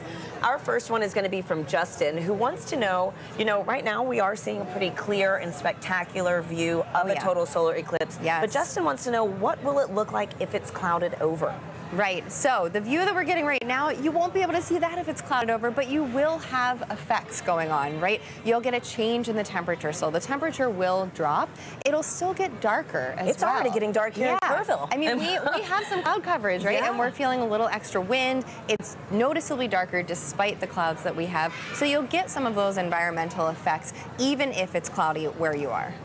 And so a great follow-up, we've got Halloween Ghoul on YouTube who wants to know, again, will the temperature change during totality, which I know you mentioned that it will get a little bit cooler. Yes. But do you know about how many degrees we can expect? Yeah, it depends on the location, the humidity, multiple factors, but it can change by about 10 degrees or so, depending where you are, maybe even a little bit more than that. And, we're feeling a little chilly kind of where we're sitting compared to what it was earlier.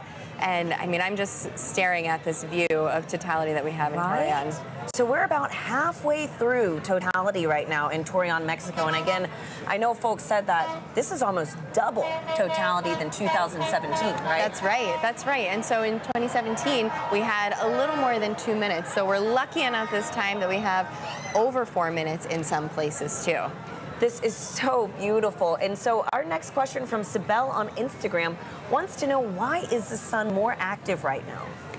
So the sun is more active because we have an 11-year solar cycle. The sun goes from solar maximum to solar minimum, where it's changing its level of activity. Oh, and as you're seeing the screen, so I see in the bottom right there, we can see that prominence extending out. And as we heard earlier in Mazatlan, that is potentially the beginning of space weather activity. So we're talking about solar maximum. If there's a time to see any of that space weather activity during the total solar eclipse, this is the time to do it. So let's watch that as we go through totality in our other locations too, and maybe we'll be lucky to see some of these features change for us. That is so beautiful. It is. And so Gina, too, how we're in a higher cycle. Solar cycle right now. How many years, is that fluctuation? Right. The solar cycle goes on for 11 years when it peaks in activity, and that's where we are, where the latest predictions are that we will reach that maximum sometime this year, and then it'll decrease in activity going back down to solar minimum. And so, Gina, I've got time for one more quick question from Christopher on X, who wants to know which other planets have the best eclipses. Oh, okay. Well, that's right. So eclipses don't only happen on Earth. Let's talk about Mars, for the fact that Mars does have eclipses when the moon crosses in front of Mars. Mars has 2 moons, and the rovers on the surface have captured images of those. But no other planet has a view quite like this, right? Nope, that is special for us. Just the distance and the size of the moon makes it such that it will completely block the sun as it's doing today. Wow. And you can see there's that diamond ring effect as we are coming out of totality in Torreon. What an incredible Wow, it's a bright one too. Look at that. That is a bright one. So is this what, a Bailey's bead, or? So that's going to be that diamond ring, just how bright it is. Bailey beads are a little bit smaller as they kind of bubble over the surface, but folks who are in that location should have those safety viewing glasses back on so that they can now view the partial eclipse that they are experiencing. Well, that is fantastic. And the next time we see this eclipse, it's going to be right here in Kerrville, Texas. So folks, the countdown is on. We've got about 10 minutes until we see this with our own eyes. You can hear people Yes, big moment right here in Kerrville. For now, let's check back in with Lauren at the Indianapolis Motor Speedway. Thanks to Hira. We are getting close to eclipse ourselves, but for now, we have a very special guest, NASA's very own Pam Melroy, Deputy Administrator and former astronaut. Pam, it's good to see you. Oh, it's great to be here. I'm so excited. It's very exciting. So what's it like being in Indianapolis for an exciting event like this? Well, it's a beautiful day here. And I love the fact that we're here with thousands of people in the Indianapolis Motor Speedway. But we're joining with millions of people around America looking up together to the sky. Absolutely. And tell me, is this your first eclipse? It's not my first eclipse, but it will be my first totality. I've seen several partial eclipses, but there's something mystical and mysterious and in some ways unifying about a total eclipse, and we're all going to feel it together. Absolutely. We could not have lucked out more on this weather today. So as a former astronaut, we know that sun science and space weather are very important to keeping our astronauts safe. What is space weather, and why do we care about it? What is NASA doing to study it? Yeah, that's right. It's actually very important. It is of concern for astronauts who are in space because they experience the radiation of the sun that comes from solar flares and solar weather. But the reality is it's also affecting life here on Earth. It impacts the upper reaches of our atmosphere called the ionosphere, which is an electrified part of our atmosphere that is a conduit for communications. It's critically important. It can even affect power grids. And of course, if you ever have seen the Northern Lights, you've seen the effect of solar weather. But really the focus for today is where that solar weather starts, and that's in the corona, the sun's atmosphere. It's very unusual, and we don't exactly know what's happening because the sun's atmosphere is millions of degrees hotter than the surface of the sun. So we are hoping to learn today more about how that happens and why that happens so that we can better predict those solar flares and those things that impact us here on Earth. Yeah, that's all extremely important and something that we're learning a lot today too. Pam, thank you very much for joining us today. Thank you. As we've learned, solar eclipses are very important to learn for many, many reasons. We have radio telescope operators who are studying the eclipse today for this very reason. Let's take a look at that work. When the moon blocks the sun during a solar eclipse, there is a noticeable impact on Earth's upper atmosphere, known as the ionosphere. These changes can affect radio communications, including amateur radio, also known as ham radio. Ham radio is a way you can talk to people all around the world. You set up a radio and antenna. You talk into the radio sends a signal up to the antenna sends a signal up to the sky. It bounces off of the electrified layer of the sky back down to Earth, where you can talk to the person on the other side. During the 2024 total solar eclipse, the Ham-Sci Citizen Science Project is inviting ham radio operators to transmit radio signals. The goal is to have people make as many radio contacts as they can with operators in different locations during the celestial event. By recording how strong their radio signals are and how far they go, ham radio operators and scientists can learn about how the ionosphere changes during solar eclipses. Sometimes you can talk around the world, and sometimes you can't. And that's all based on what the ionosphere is doing, what the sun is doing. When it works and you are able to talk to these faraway places, I find that really magical. To learn how you can participate, follow Do NASA Science on X and Facebook.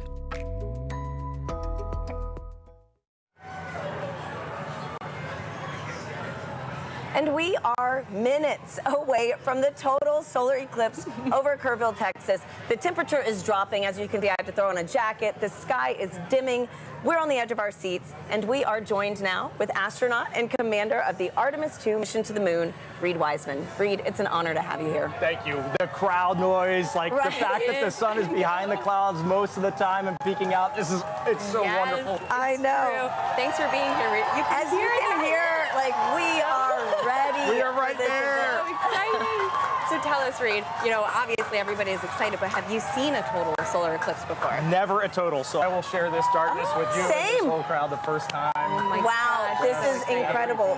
That's so great. too, what considerations do you and your fellow Artemis astronauts need to think about when related to the sun when traveling back to the moon? Well, it's great to see Pam Melroy on your last clip, a dear friend of mine, so it was nice to see Pam's face over there. But when we're heading out to the sun, it's really radiation is our big thing that as we're heading out to the moon. Yeah. It's really the solar sun. radiation that we're most thinking about there as the danger from the sun, and the Apollo astronauts dealt with it, and we've dealt with it for a long time on the International Space Station, and we have a lot of data from the moon from our NASA probes that have gone out there and collected, so we think we know what we'll encounter. Great, okay. And tell me, Reed, how does it feel to be the commander of NASA's first crewed mission going back to the moon since Apollo? I'm flying with Victor Glover, Christina Cook, and Jeremy Hansen, the three best. Dream team, yes. I know, so every day that I go into work, I won't say every day is easy, but every day is fun, and I'm flying with people that have principles, they have integrity, and they have just so much knowledge and professionalism. It's a dream come true. And getting to work with the whole team, the international team, it's the best. Wow. Well, thank you so much for being here with us, Reed. You know, really quickly, do you have any advice for anybody that might want to follow in your footsteps one day? We always say that you have to find that job that you love, go all in on it, live your best life, be as good of a professional as you can, and someday apply for the program. And we look forward to seeing your application come across our desk. Thank you, Reed, and good luck on your upcoming mission. Thank you. Great to be here. Now, if anybody feels like reaching for the stars, NASA is actually currently accepting applications to be an astronaut. You could one day travel to the moon and eventually to Mars. From teachers to scientists to even those in our armed forces, we are looking for a diverse group to take humanity farther into the cosmos. You can apply now through April 16th by visiting go.nasa.gov/astro2024. Now, timing is everything when it comes to pulling off successful science during an event like today. Let's hear from a very special guest who also knows a thing or two about perfect alignments.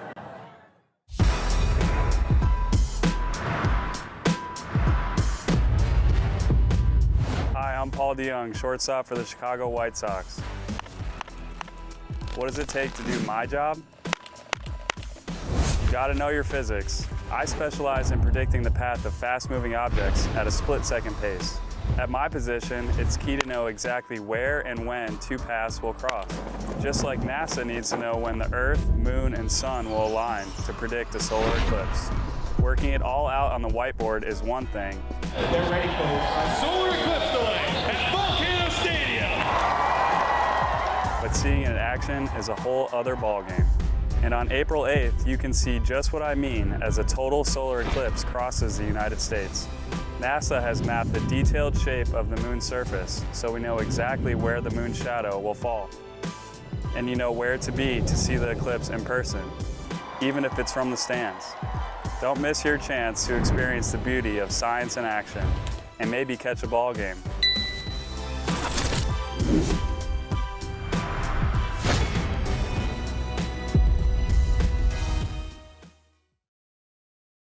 You can't see it. We are 2 minutes, under 2 minutes actually, away from totality here in Kerrville, Texas, which will mark the start of our eclipse coverage across America. Now, folks, we have a little bit of cloud coverage right now in Kerrville, so we are showing the Dallas feed. But again, we're holding out hope. Gina and I are thrilled to be here with Dr. Nicola Fox, who is the Associate Administrator of NASA's Science Mission Directorate. Nikki, thank you for being here. Oh, I wouldn't be anywhere else. Thanks for being here, Nikki. So tell us how the science conducted today will really impact the future of exploration at NASA Science. Oh, wow, there's so much that we're going to be doing today. We're going to be studying the sun. We're going to be studying the Earth's atmosphere and how that changes. You can see it getting dark here. And, you know, we've got these little magnetometers. They're going to be all across. We have 30 of them all the way across. I'm going to hold it up. Very nice. Love magnetometers. Magnetometers, and we're gonna be having these all the way across the path of totality.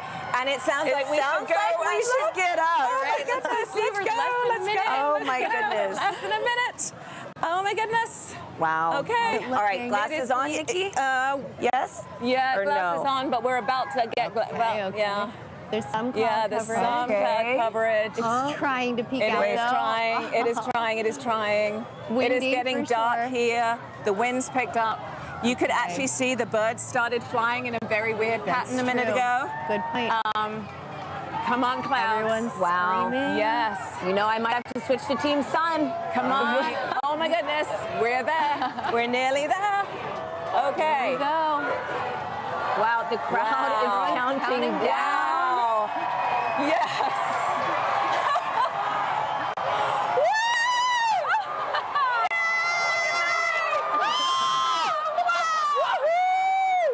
Oh my gosh, it's beautiful. And the corona! Yes! Oh my goodness. That is amazing! Wow. I told you! No! Go away, clouds! Go away, clouds! They're Look gonna move. at that! Oh my goodness! Goodness. I have been saying all day, look how dark! Look how dark it is around here. Yeah. It is just this white ring. White ring. Yeah. It's so dark. It is so dark. It is You so can see dark. the planes and the sky You much can. better. Wow. You can. Everybody We have just planes and helicopters and drones. The whole all crowd over the place is today. just Look at Here we the go. clouds are going to clear for us. That. Yes. Yes. Woo! Oh my Look at that. Just It's look amazing. at that. That is And we have incredible. about, what, 4 minutes Oh, yeah. to 4 just minutes bask and 25 seconds. To be Yes. I mean, this really, Yes. again, reminds you that we are on this one planet, you know, Yes. in this larger system.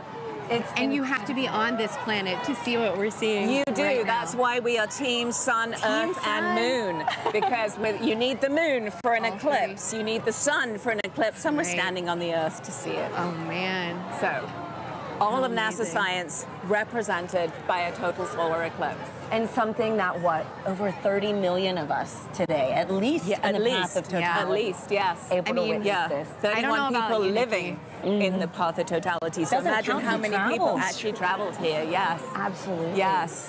This Wow. is getting me extra excited about all the science that All the science that we're doing. right? Yes. Yes. All right, those clouds are playing tricks on Those us clouds now. are being pretty mean. Yes. It was nice to get a taste, though. It's Wow. true. It is Yes. so dark. It is. We've got everybody It is looking so up. dark. I'm so happy that, you Yes. know, for folks that travel, Yes. able to see this take place. That's right.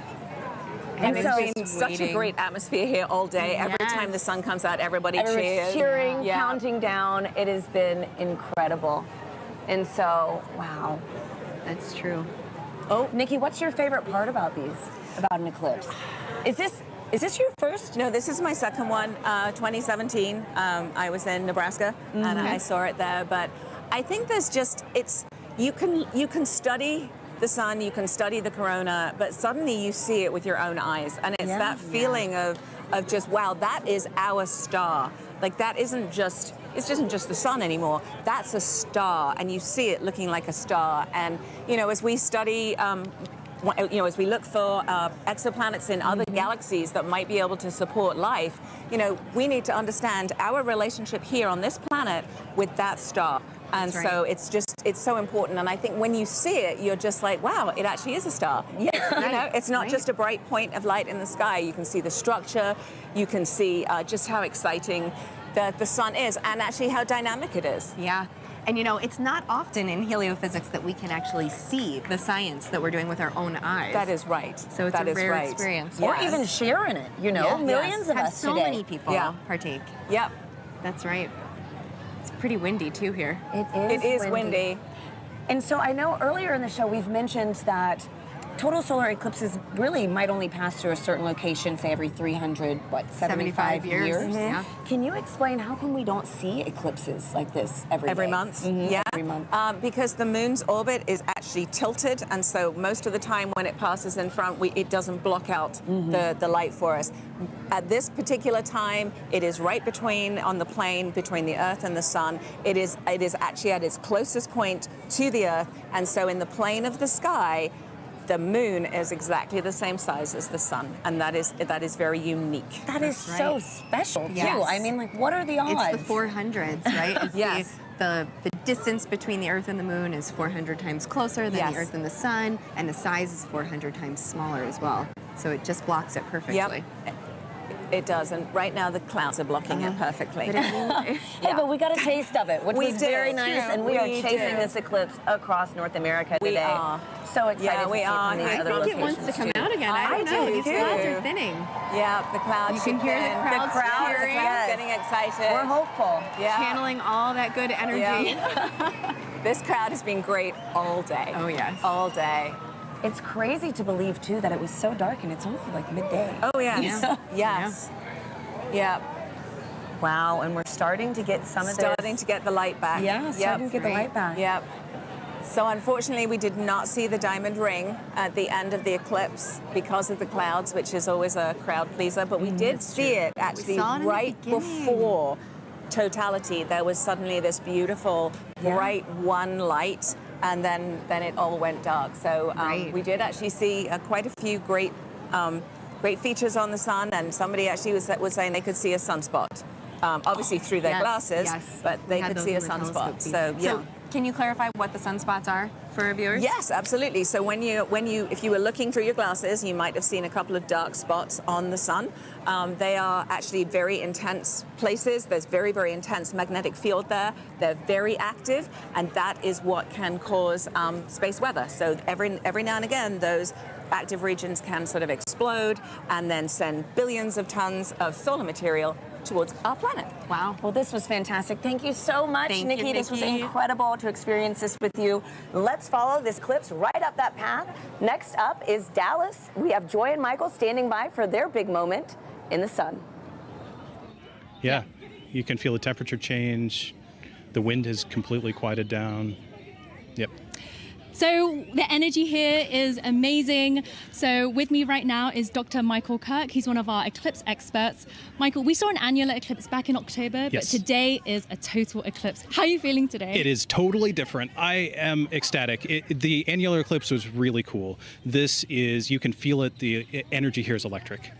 If you look around, you can see that the darkness is coming. Let's have a quick look at what we're looking at right now. We're almost there. We're a couple of minutes away. Ooh, yep. Just a crescent left. So let's quickly talk about some of the ways that the public are participating in the eclipse right now. Yes. Michael, can you talk about some of the citizen science projects? Yes, there are people all around the country right now making measurements of audio recordings to see how the environment is changing. And it is a great opportunity to do genuine science with just an audio recorder. Fantastic. So we are almost like, let's see, a few minutes away. So minute 30 out, I think, actually. Okay. So let's have a look at the eclipse. Michael, what should we expect to see moments before totality? Okay, so as we approach totality, you're going to see that crescent sun slowly drift away, and then you're going to see the Bailey's beads, where there are these bright points of light that are last bits of sunlight cascading through the moon valleys, and then right before totality, you'll see a diamond ring, that last single point of light, and then we'll be in totality. We just have a thumbnail of sun left. We are closing in on totality here. Wow, we see a slither of the sun left. Remember, you can only take your safety glasses off when the moon has completely covered the sun. And in Dallas, Texas, we are seconds away. Oh my goodness, I can feel my heart racing. You can hear the crowd getting excited. The birds are chirping and they seem like they're going into their nighttime routines. Wow. So we are a few seconds away. You can hear the crowds cheering. Here we go. Oh my goodness. This is absolutely ecstatic. The darkness is coming over Dallas. Here we are. Just a few seconds left. 10 seconds. Woo! Oh, I'm so excited. Okay, we are 5 seconds away from totality. One little bit. It's totally dark here. Deep twilight around here. Wow. You can hear the crowds. Here's the last bit of lights, and we're in totality. Woo! Oh my God. Oh my God. That is absolutely breathtaking. Oh my God, Michael. How are you feeling right now? I am just awestruck. I mean, there's a few high clouds, but the beauty of the corona is clearly visible. You can see that spiky structure just poking out. It is heart-stoppingly beautiful. Oh my goodness, I have tears in my eyes. I was not expecting this. This is one of those experiences that you just never forget. I feel so special to be right here, right now, experiencing it, and knowing that people literally across the nation are doing the same thing it's truly amazing. Wow, let's take a moment to take it all in. This is absolutely breathtaking. Wow.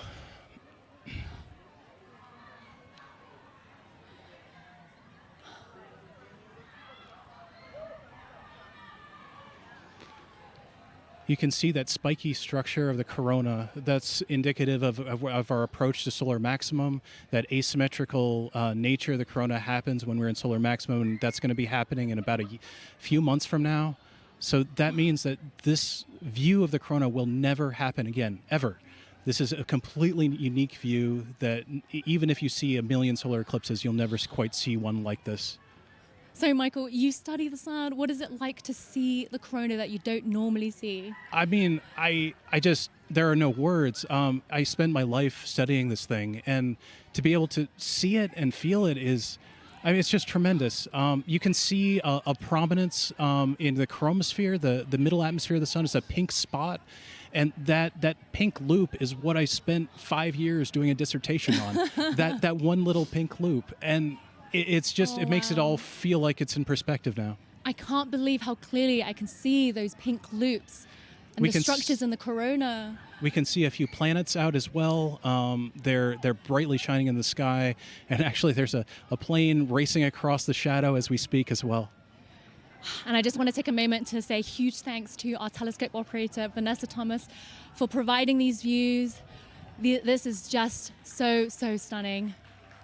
People are applauding here, as you can hear. I mean, I think everyone here is getting exactly what they came for, which is just that sense of your place in the universe. This is our closest star, and being able to see the star like this is truly special.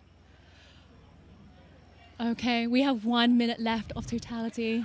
Oh, the time just passes way too quickly. The next eclipse won't happen across the US for another 20 years, so this really is a once-in-a-lifetime opportunity for a lot of people. Absolutely.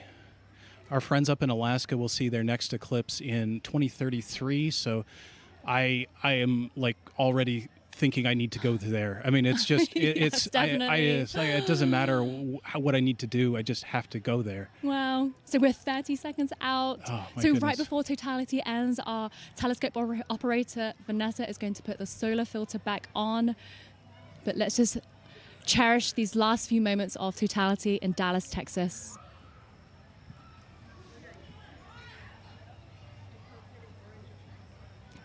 Michael, what will happen right before totality ends? So as totality's ending, we'll go through the process in reverse. You'll see maybe a diamond ring, a few Bailey's beads as the sun creeps out of totality. And then we're going to go back into a crescent sun again. Okay, and there's a diamond ring again. So it's time to put your glasses back on. Sunglasses back on. Sorry, eclipse glasses back on. And it's coming back again. Wow, the slither of the sun And you can see shadow bands on the ground right now. It looks like it's almost raining, or you can see those shadow bands racing across the ground as we come back out of totality. Wow. Whew. Oh my goodness, Michael, that was amazing. I was not expecting to feel so emotional. I still have tears in my eyes. It just grabs you. I mean, it is unlike anything else. It's as amazing as seeing anything in the natural universe. Like I said, there are no words. Michael, thank you so much for being with us in this very, very, very special moment. I feel honored to be here. We truly are in a special place in the entire universe right here, and I'm just so happy to share it with you. So now let's head back to James at NASA's Kennedy Space Center, who's with the eclipse moon. He's tracking the shadow moving across the US. James, how are things looking on your end?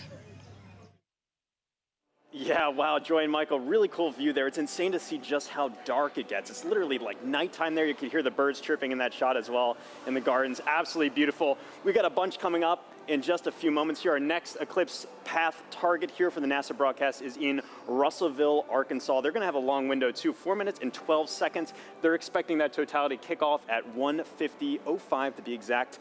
Again, you can continue to track this with our eclipse tool here. This is at go.nasa.gov/Eclipse Explorer. And you can see just how quickly it's moving. I'm playing this in real time. You can see that shadow. It's already moving very quickly to the northeast. And the fun isn't just for our friends on the path of totality, and there are a lot of people on that path of totality. About 31 million people reside somewhere on that path of totality. But there's a lot of people obviously outside of that path as well too. If I put on this overlay here for the percent coverage, a lot of folks, us included here in Florida, are experiencing that partial eclipse. As always, if you are in a partial eclipse, be sure to be wearing those eclipse glasses to protect your eyesight as you're viewing it. But you can see these bands here are greater than 75% view. So say you're watching up in, I don't know, Milwaukee here, for example. You've got a great view, almost 100% coverage. You're not quite at totality.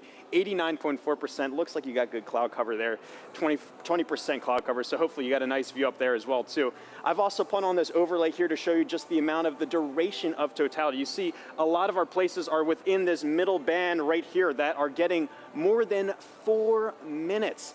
It may seem like a lot of time, but as you've seen just how quickly that can go by. Michael sounds like he wrote his whole dissertation, a 5-year piece on those just few moments there. This just passes so quickly, and again, if you miss this, the next time you're gonna have to wait for this in the US is not gonna be until 2045. So again, make sure you're previewing exactly when to expect that peak time of coverage wherever you are in our path of totality or even outside of that path of totality. So a lot coming up very soon. Again, our friends in Russellville look like they have great coverage there as well too. Only 9% cloud cover, so hopefully they're getting a really nice view.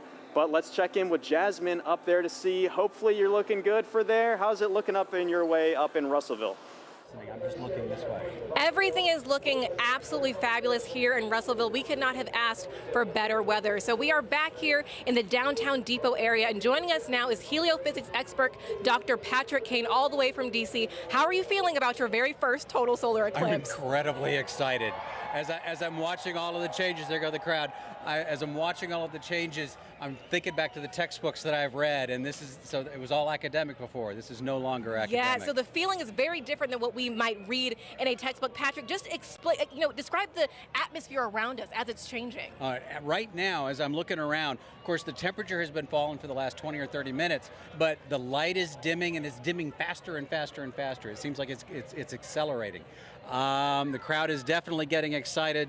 I'm looking around the ground to see if I see the shadow snakes. I don't, but this is just really exciting. It really is. Honestly, like you said, we're feeling that cooler weather. Yeah. The crowd behind us just erupted. We're also feeling them fall a little bit quieter too. Right. So we're going to take a beat of silence as we get into totality. I think we're less than about 15 seconds away. So we're going to also look over our shoulder with our solar eclipse glasses still on until we are in totality. Here we go.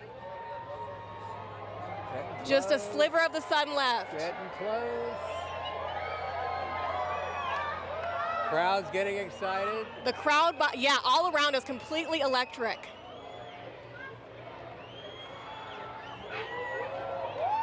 Going.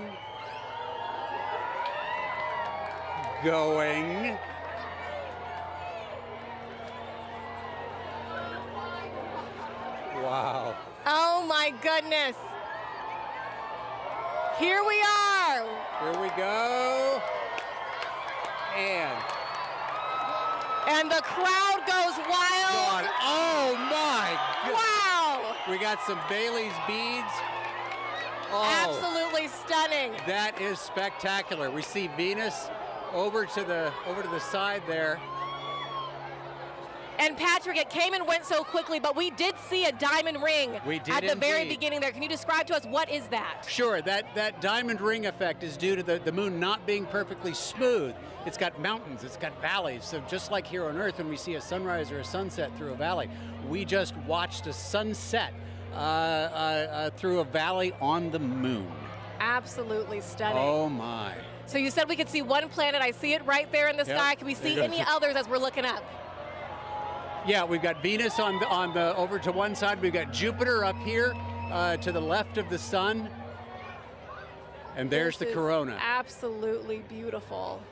That is spectacular. Now, you also said that this is happening during what we're calling a solar maximum. Now, Patrick, does that mean that the sun is stronger right now than normal?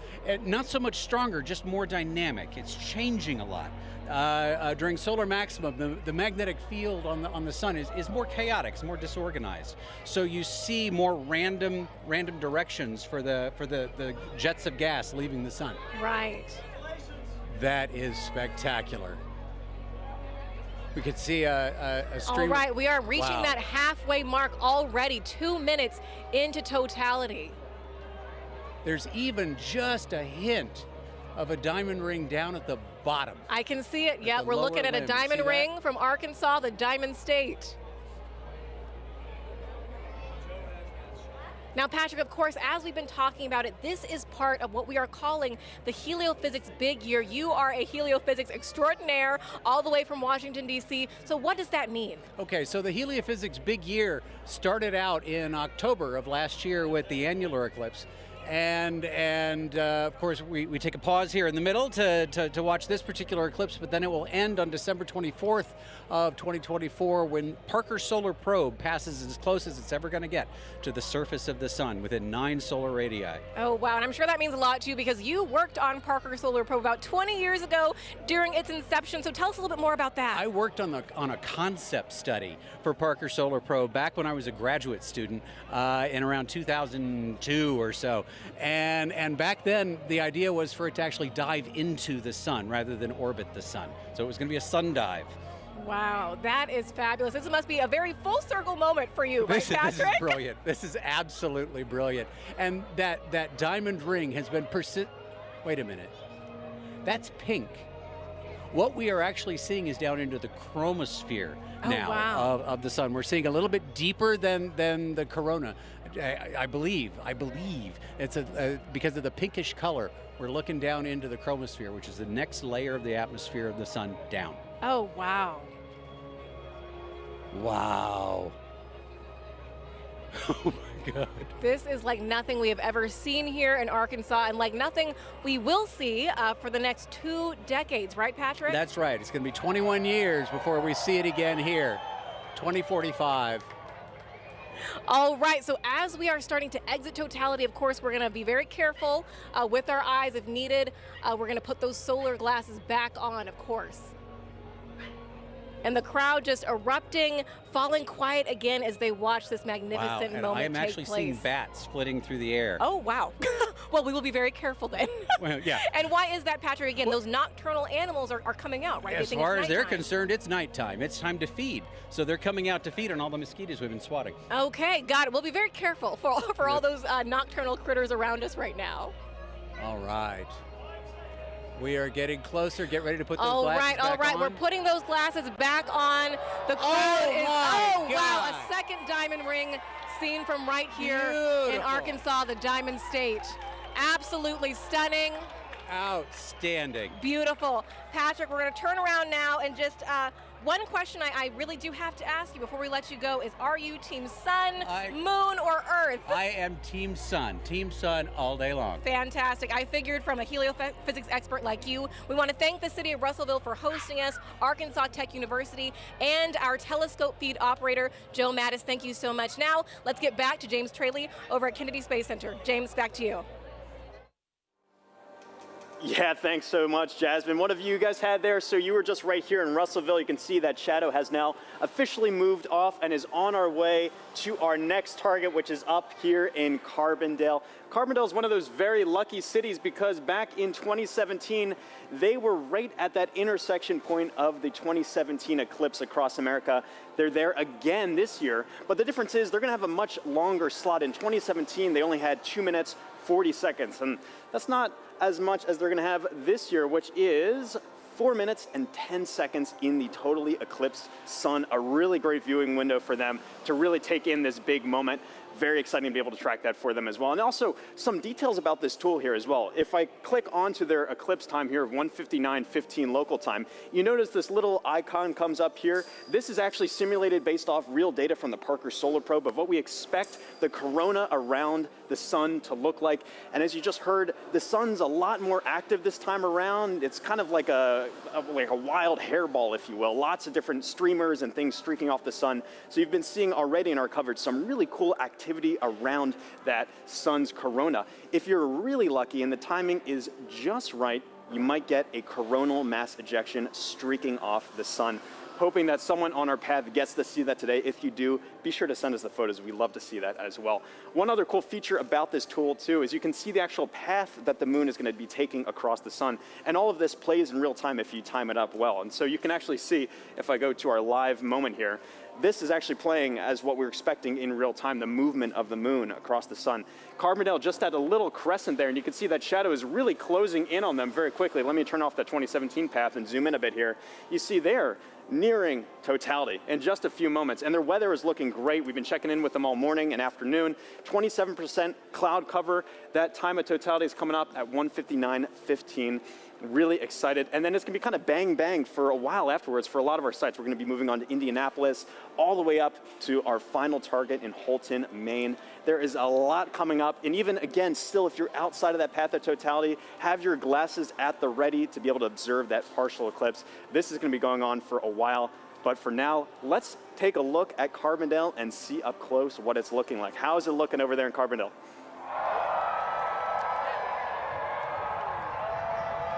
Couple more minutes. Well, the crowds are going nuts here in Carbondale at SIU at Saluki Stadium. Bob Baer is with us, and Bob, it's amazing. I'm afraid to look up. I know it's not quite ready yet, but tell us, what do you expect here for the eclipse today? Good weather. It's good weather right now. We have high clouds, so totality is going to look just a little bit fuzzy to us, a little bit hazy, but we are moments away from seeing the diamond ring here. This is awesome. Oh, I thought we saw it. I think we got about 1 minute. Okay, 1 minute away. Now, today we're having longer totality. So are you feeling the temperature change? Because I'm already feeling the temperature drop. I felt the temperature dropping about 20 minutes ago even, and the wind picking up a little bit. And I think, yeah, we have 4 minutes and 9 seconds here, so it'll continue to get cooler. And we got a lot to look at in the sky. I'm very excited. I'm looking up when I can. Oh, it's so close. It's getting very dark right now. See the very dark. You can see the shadow going across. This is the start of it. It's dark over here. It's light over there. This is amazing. Crowds are going nuts. We're about to get word that we're at totality. Oh, you can see the planets. The crowds are going nuts. This is crazy.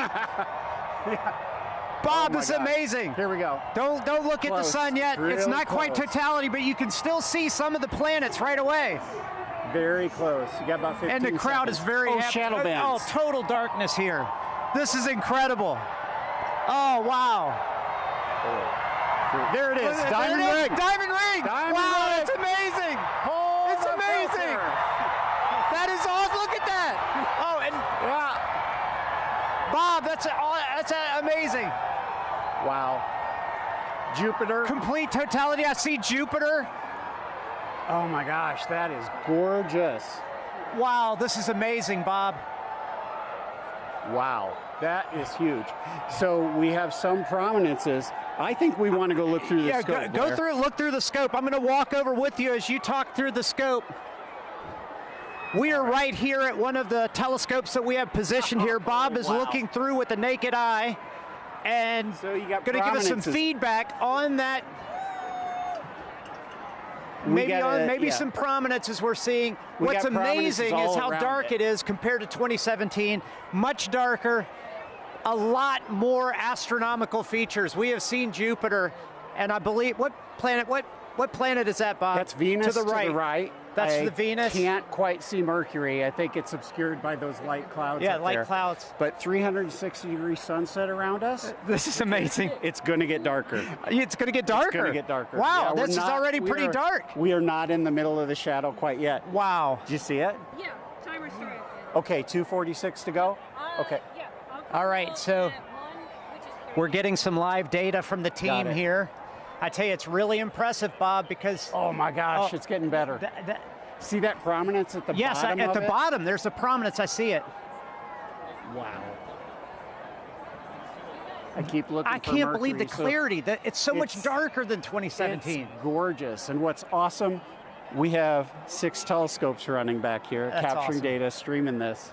And that's a big important part here. This is not just capturing image to share with people watching the show. You are actually capturing scientific data that can be used by scientists everywhere. We are, and we've seen totality across North America so far in Mazatlan. Now we're experiencing it ourselves, and we'll experience it after this on the Jumbotron from the other dev sites. It's like the most amazing eclipse train you could ever ride on.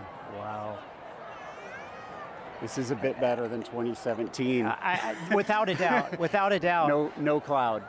And you know what's interesting is the crowd is quieting down. They seem to be experiencing the moment, taking it all in.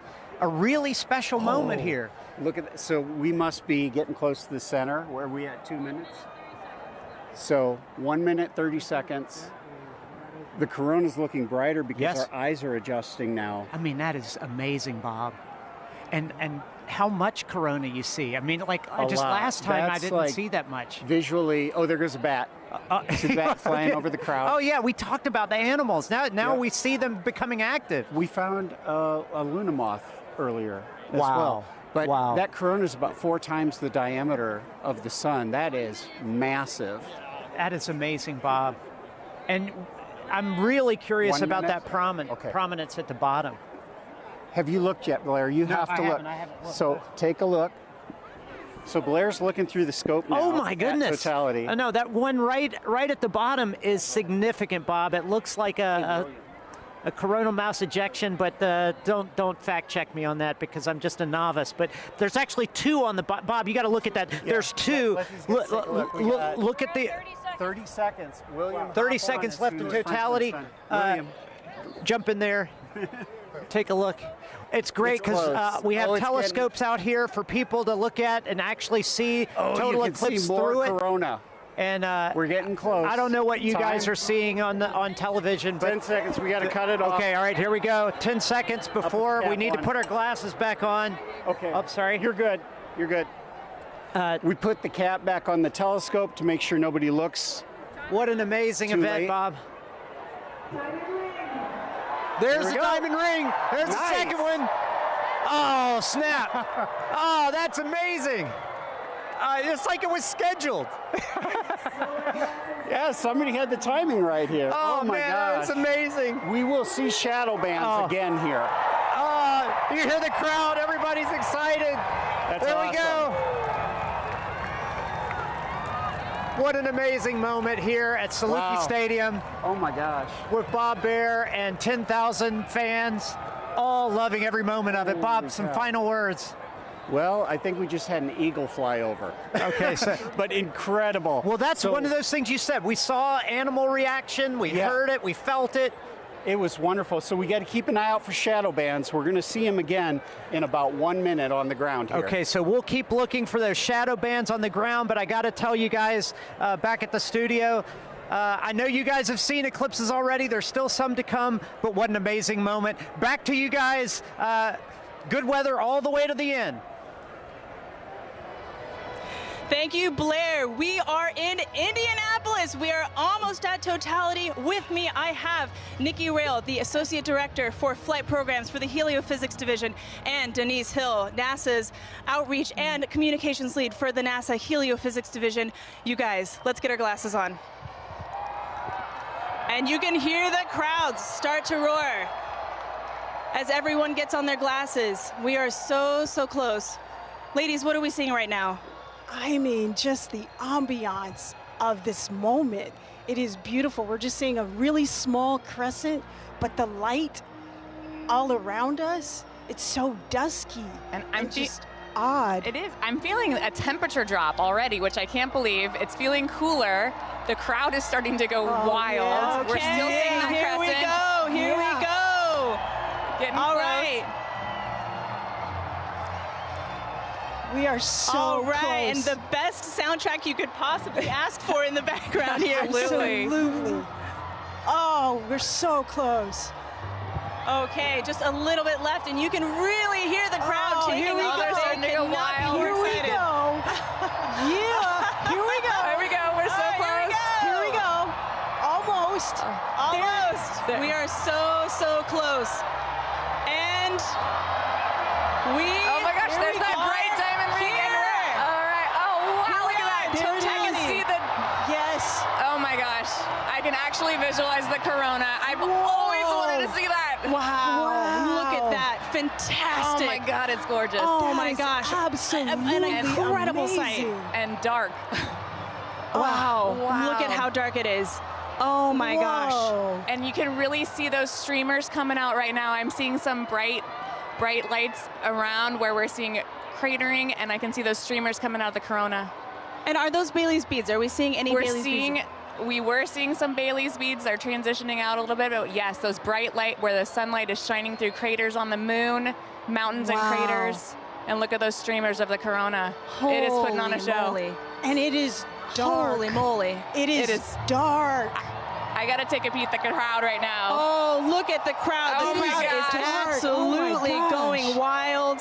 Everyone's got their phone out. It is now safe to look at the eclipse without your glasses. Wow. What an amazing sight. Folks, we've got 4 minutes here, a little under 4 minutes to enjoy this. Wow. And if you were in an open field right now, you'd be able to see a sunset, a 360-degree sunset all around us. Yes, and you can see a little bit of You that can now. see the light around us a little bit. I have to say, this is my first total eclipse in Nice. This is my first total Incredible to see it. totality. Wow. This is a bucket list moment for me. This is incredible. Really a once in a lifetime, unless you're an eclipse chaser, which I'm considering it. I might become one after this. Yeah. I quit my job. Wow, Oh fantastic. My gosh. Oh my We spent gosh. so long trying to see that corona and to see it with my eyes. Yes. Your own eyes. Wow, just gorgeous. I'm just in awe of yes. being this person on this rock moving around the sun. Yes. I can't even believe it right now. Yeah, and to share this moment together with 50, 60,000 people all looking up at the moon and the sun all at once. It's just an incredible experience for all the folks here in Indy and for all the folks watching. I hope you can take, the amazing energy and excitement from this crowd. What a special moment for the United States. Oh my gosh, did you hear that? Look at this and everybody. Oh, there we my go, the goodness. crowds. Wow. Wow, okay, so I think we're seeing, yep, those beautiful prominences. The corona is just putting on such a show right now. It's got my Yes. full attention. Wow. That's all I can watch. Holy cow. We've got some very appropriate music going on in the background here. This is the best version of getting mooned that I have ever experienced in my life. Don't strain your eyes. Wow. I am just in awe. There just aren't the right words to describe this. I'm just noticing it feels so strange to me right now. Like I feel the hair on my arm standing up. I feel like it's nighttime and what am I doing? And it was daytime. And actually, folks, we're starting to get some nighttime insects coming out. Yes, we're starting to see bugs. Yeah, we are seeing bugs in light. It's hard to hear them over the crowd, but I can definitely see them flying. Yes, I think the animals are a little bit confused. Nikki, while I have you, we've got a lot of programs at NASA looking at the sun. No eclipse glasses required. As the Associate Director of Flight Programs, tell me, what can we expect NASA to be sending to the sun in the next few years? We are so lucky in the midst of this incredible time of Solar Max. We're getting ready to... I'm seeing a diamond ring right now. The diamond ring. Take a look. Take a look. Put your glasses back on. Be safe. That is the diamond ring, folks. Wow. Spectacular. Oh, my gosh. You can even hear fireworks in the distance. Yes. Oh, my gosh. And the light is already starting to change. It really is. You can wow. And the crowds are loving it. Hear the crowd just loving every second of it. Oh, what a moment. I love those fireworks. Indianapolis is really pulling out all of the stops, and we love them for it. I also want to take a moment here to thank our two telescope operators, John and Dana, who have been providing these telescope views for us there from Ball State University. Thank you very much to John and Dana. All right. It's like somebody flipped the lights back on. It's like a sudden switch flip. This is so crazy. And I can feel it warming up already. Yes. Wow. This is so amazing. Incredible. Well, this is an incredible moment and an incredible moment for the Helio Big Year. Ladies, thank you so much for joining us. This has been fantastic.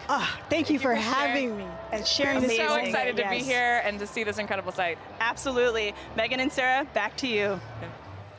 Oh, that was so fun to experience, and I can't wait for us to do it now. Take a look at this drone shot where you can see it definitely got noticeably darker. We feel it here. It's colder. The crowd is cheering now. They're ready for totality here in Cleveland, Ohio. We are less than 3 minutes away, 2 minutes and 18 seconds away from totality here in Cleveland, Ohio. The crowd over here to our right going crazy, feeling the excitement.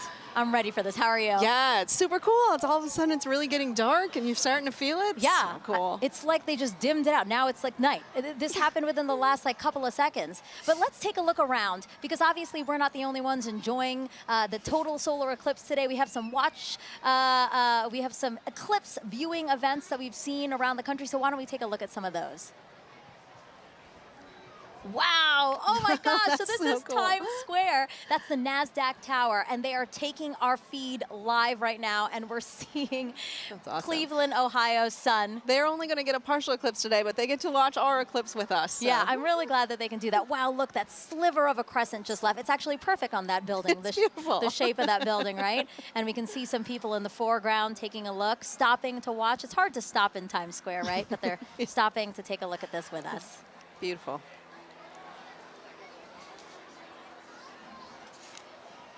Oh, awesome. So this is just next to us. This is Progressive Field here in Cleveland, Ohio. So the Guardians have their opening day today, and the first pitch is like after 5 o'clock. But as you can see, they've opened up the stadium, and people are in there to enjoy the big crowd in eclipse. there to watch that. That's great. Yeah, you can, oh my gosh, Oh it just got darker here. Yes. Oh my gosh, that's so interesting. And then Mentor Civic Amphitheater, again, the field starting to fill, and everybody looking up at the sky for their opportunity to see today's solar eclipse.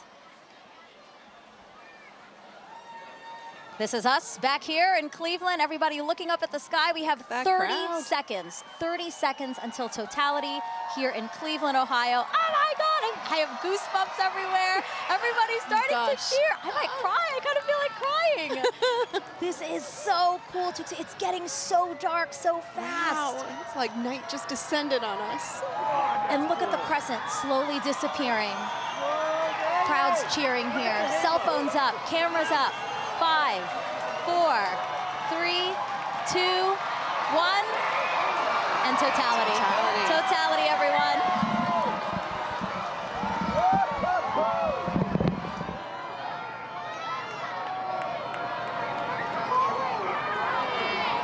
Oh my God. Oh wow. Oh my God. I was so nervous. Wow. I know, I wasn't sure because we had some high cloud, but oh my goodness, you can see that corona extending out. Oh wow. Yeah, the clouds were really bothering me and really scaring me. It did get very cloudy here in the last hour and a half, but we have a great view here in Cleveland, Ohio. Yes. Wow, look at the corona. You can hear the crowd. Wow, everybody's got their phones out. Oh my gosh. You know, I saw pictures of what the shape of the corona might look like from our NASA scientists, and it looks exactly like they predicted. Oh my gosh. Oh, and you can see Jupiter and Venus. Oh yeah, look at that. So Jupiter's to the upper left of the eclipse that we're watching, and just to the right of it is Venus. Venus, yes. Oh, and I see some of those pink protuberances we've been talking about all day. Wow. Beautiful. And again, all around us you see light, but just at the top where we are. 360 sunsets. Exactly, exactly. Yes, Indianapolis had described that as well. Woo! We have totality here for 3 minutes and 50 seconds. That is such a luxurious amount of time. I saw the 2017, I think we only had about 2 minutes. So. And why is that? Why does the length of totality differ? Oh yeah, well, because sometimes the moon is a little closer, a little further away. Its orbit's elliptical. And so when it's further away, it looks smaller in the sky, but when it's closer, it looks bigger, and so we get a little bit more extra time. Look at the prominence. You can see it on the bottom. On the bottom there. So pretty. Wow. It's like bright pink. That is insane that you can see it from there. From here. Yes. Just like the power of our sun. I'm truly in awe right now. And cold. I'm in awe and cold. It did drop. It is noticeably 10 colder. degrees. It's like, yes. Yes. Looking around to the crowd. A lot of people videotaping it, trying to take photos. It's the lovely backdrop of the Cleveland skyline. Yeah, that's beautiful. We have the stadium right next to us. Oh my gosh. And again, thanking the Great Lakes Science Center and NASA for hosting this event here in downtown Cleveland, Ohio. And it's great to sort of join humanity to all come together at once and experience this together with such a great look group at the of screen folks. right now. Here's a shot of the skyline. Wow, the sky looks on fire. Beautiful. A lot of excitement still here in the crowd. Sarah's just taking it all in. Sarah, you're supposed to be commentating. You're supposed to be saying. It's so beautiful. So you can tell that we have some cloud cover, right? It's kind of hazy here, but still. It is, yeah, some high clouds. I was worried about it, but like we can still really see, have a pretty good view here. Wow. And again, this is so rare for people here in Cleveland to see a total solar eclipse. The last time was 1806. Yes. The next time, guys, 2444. That is incredible. I hope everybody took the time to come outside and witness this today. Oh my gosh, you can still see that prominence. Again, talk to us about what a prominence is. Yeah, so that pink color comes from the helium in the sort of outer atmosphere of the sun there. Oh, it's beautiful. And it gives off that pink glow. Yeah. Wow. Totality ending here. Wow, there's the diamond ring. Oh! Time to get your glasses back out. Time to put your glasses back on, everyone. That's your cue. Glasses back on. We get that diamond ring. Beautiful. What an amazing experience. My first total solar eclipse. Yes. Let's see what they think about this in Niagara with Daryl Nail.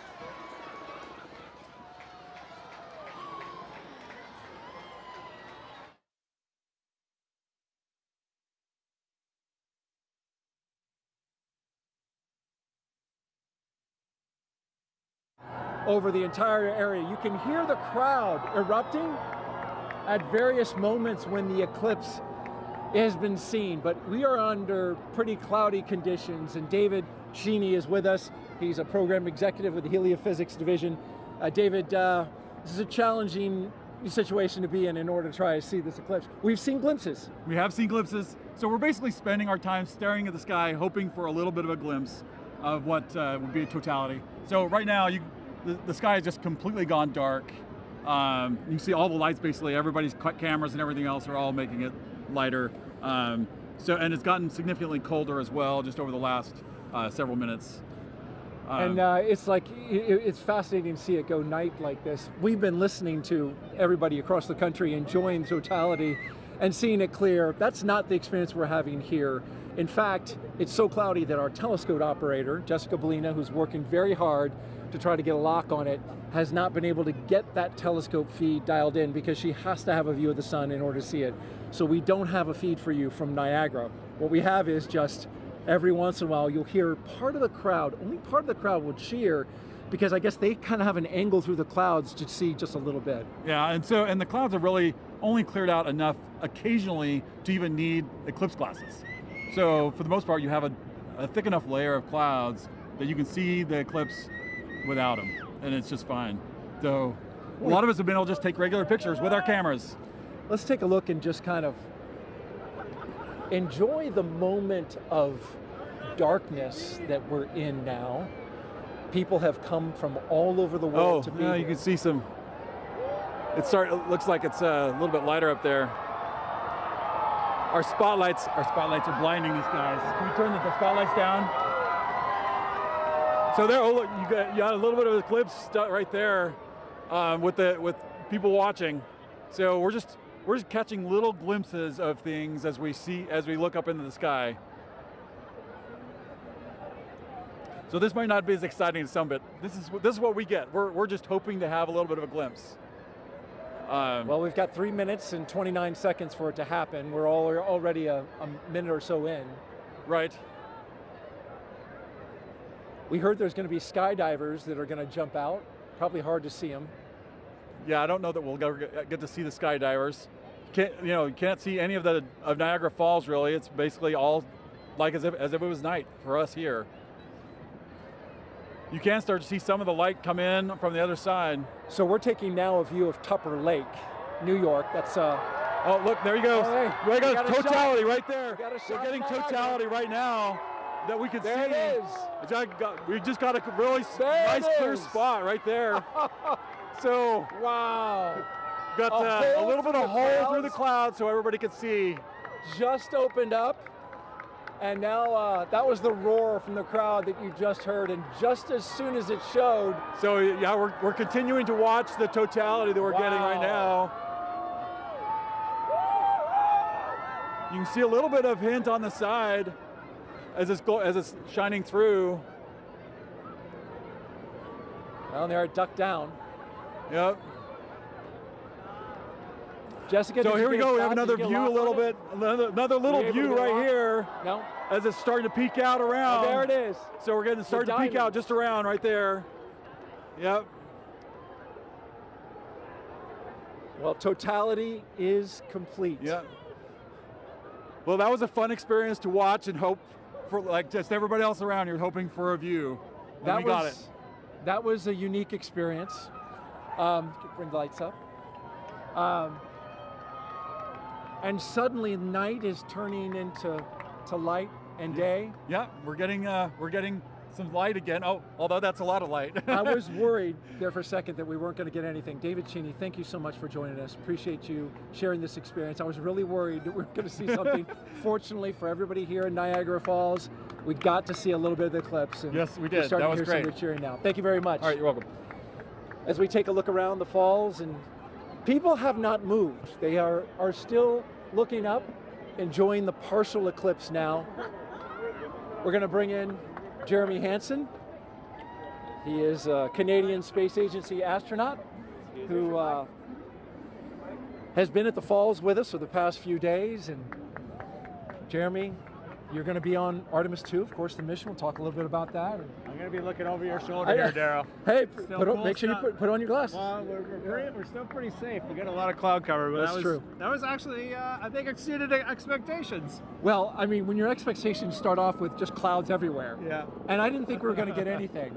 How did you feel when it finally poked through? I felt like success because we all really wanted to see it in totality, and we might have only saw it for 5 seconds, but we did get to see it, and we could see the corona, and that was just very special for me. So I really like that. And then when it passed totality, it was like this amazing, hopefully the camera captured it, but just like that amazing sunrise just coming across the clouds. Actually, the clouds kind of made a nice backdrop for it, so that was pretty special.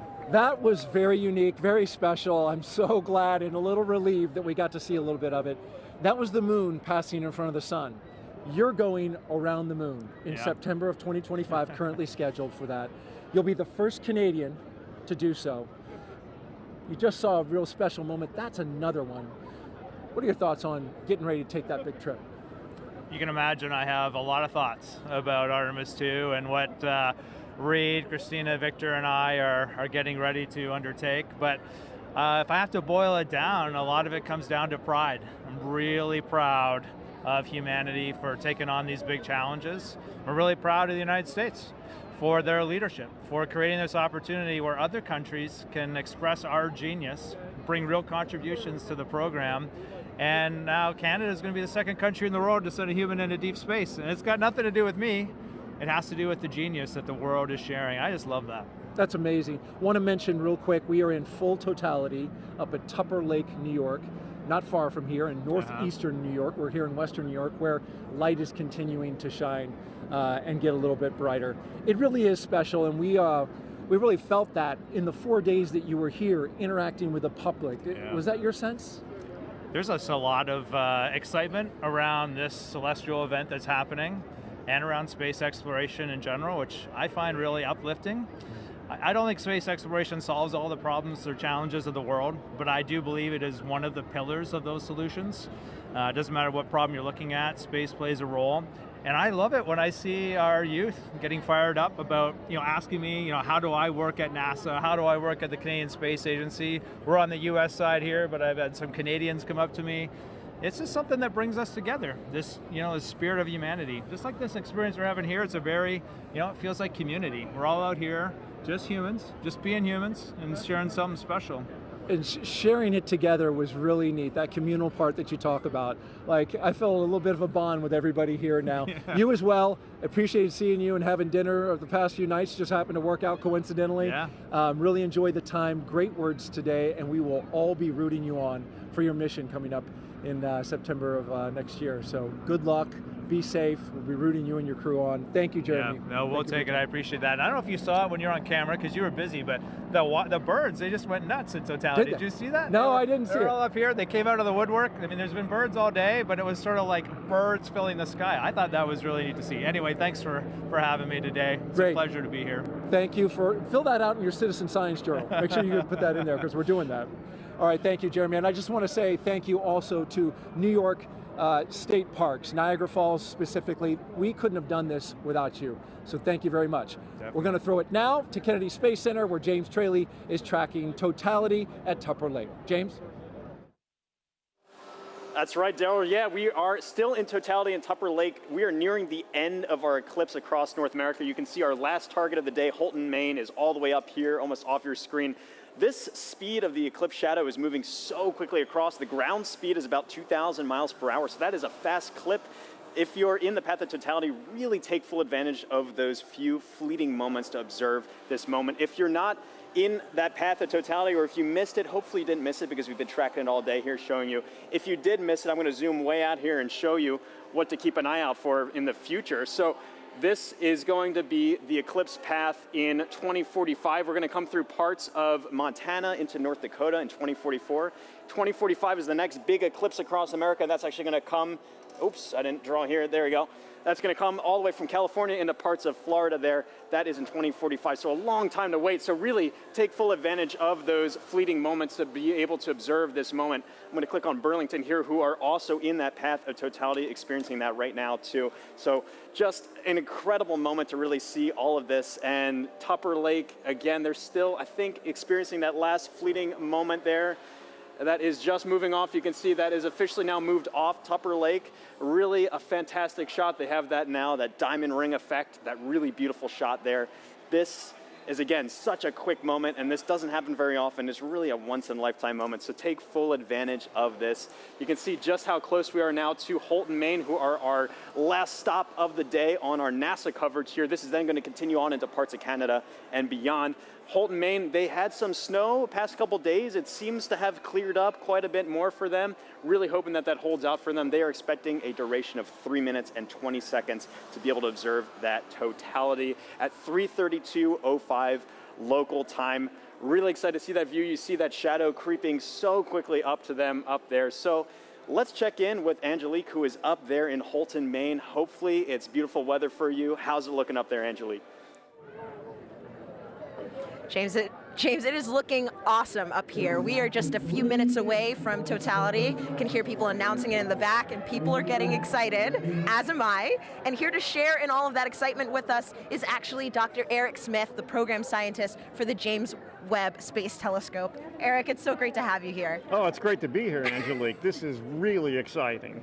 Eric, is this your first eclipse? This is the first totality I'm going to see, so I am super psyched, and I am delighted to be here in Maine to experience it. Yes, and so we've actually been kind of watching as it slowly gets closer and closer, right? And what are we? We're starting to feel it getting kind of cooler. We're seeing the shadows change. Yeah, we're seeing the light is definitely different from when the sun sets and the shadows get a little diffuse. Here they're still sharp, but the light is diminishing. Your brain tells it something different is happening. Something is definitely up. So speaking of up, that's where the James Webb Space Telescope is. Sure. And what's interesting about the telescope is that it actually can't look directly at the sun, just like we can't. Yeah. Can you tell me a little bit more about why that is? Sure. We designed Webb to look for very faint things in the distant universe, so it's very sensitive for very faint things. Of course, the sun is very bright, and so we had to make sure that it could never look at the sun. We use solar power to power the spacecraft, but the telescope can't look at the sun.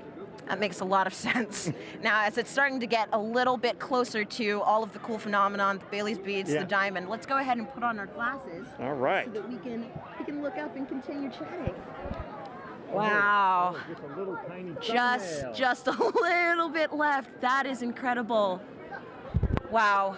So, Eric, I have a couple more questions for you. Another thing that I was wondering about is how we can use actually eclipses to study exoplanets, which are planets outside of our solar system, using, I think, the transit method. Is that what that's called? Yeah. Right now, during an eclipse, the moon Sorry, you can hear everybody getting excited. We're getting very close to totality here. The moon is transiting in front of the sun just the way planets that orbit around other stars transit in front of the star. So Webb can look at those exoplanets and use the transit just like we're staring up at the moon transiting the sun. Gotcha. And so a transit is, like you said, literally just when something crosses in front of something else. That's right, transit. yeah. Okay, very cool. So throughout the broadcast, we've actually been able to see the eclipse through different telescope feeds. Can you tell me a little bit about what the difference is between, actually, we're going to go ahead. Oh, here we go. We're getting really close. Oh my gosh, it looks like just a few more seconds until we are in complete totality. Oh my gosh. Oh. 5, 4, 3, here we 2, go. 1. You can hear everybody cheering. This is incredible. So let's go ahead and take off our glasses. We are in totality now.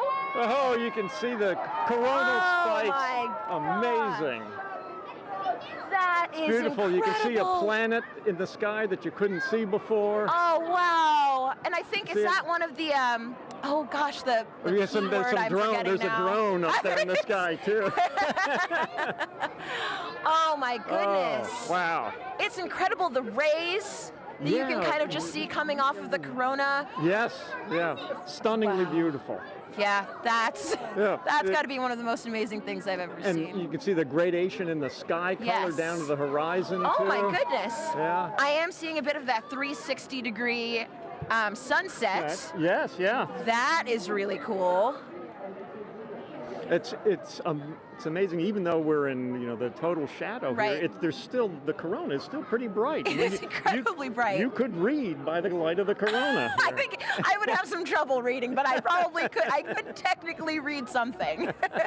So Eric. Oh, and actually we have the International Space Station flying over right now, so they are actually seeing not one but two views of the eclipse. They're able to see not just the moon passing in front of the sun, but they're also able to see the shadow of the moon passing over Earth, which is absolutely incredible. I mean, I can hardly imagine a view being better than the one we have right now, but if there is one, it's probably on the space station. It's from the space station for sure. Wow, so yes, they're able to take some pictures of that, and that is just incredible. Just incredible.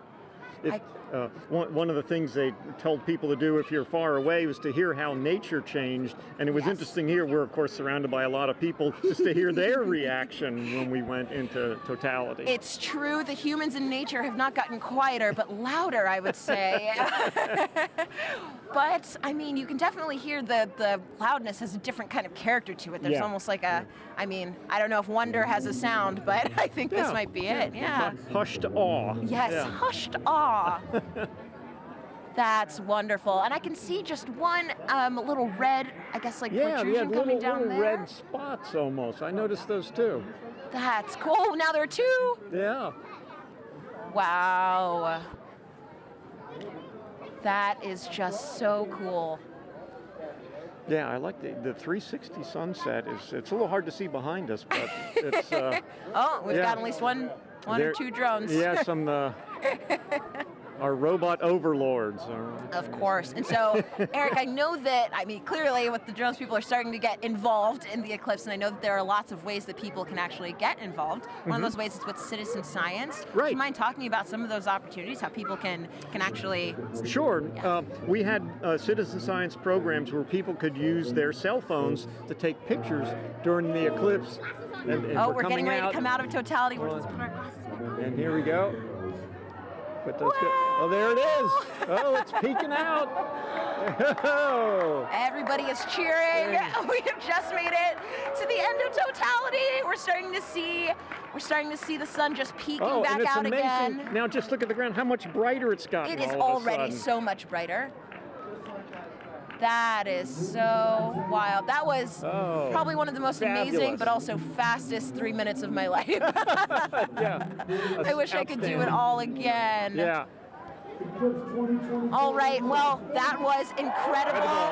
Incredible to get to experience that here in Holton. Thanks so much to the city of Holton, and also thank you so much, Dr. Smith, for coming out and hanging out with us and experiencing this wonderful event. Oh, it was my pleasure, and congratulations to the city of Holton here for doing such an amazing job covering the eclipse. It was amazing how well orchestrated it was. Above and beyond. Yeah. And I want to say, of course, a special thank you to photographer Dave Bowman, who has been giving us these incredible images from the telescope feed. And we're going to enjoy as the rest of the eclipse kind of ends here, going back in the direction that it came. And with that, we're going to send it back over to you, Megan.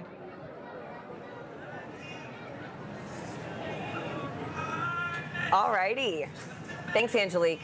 So, Gina, I mean, what do you think? Like, we literally have just watched the eclipse travel, what, about 2,600 miles? It's going across Mexico to Maine. Yes. In like, what, about 88 minutes? That's right. It's so like fast. that 1,900 miles per hour that the shadow's traveling. I mean, did you have a favorite location?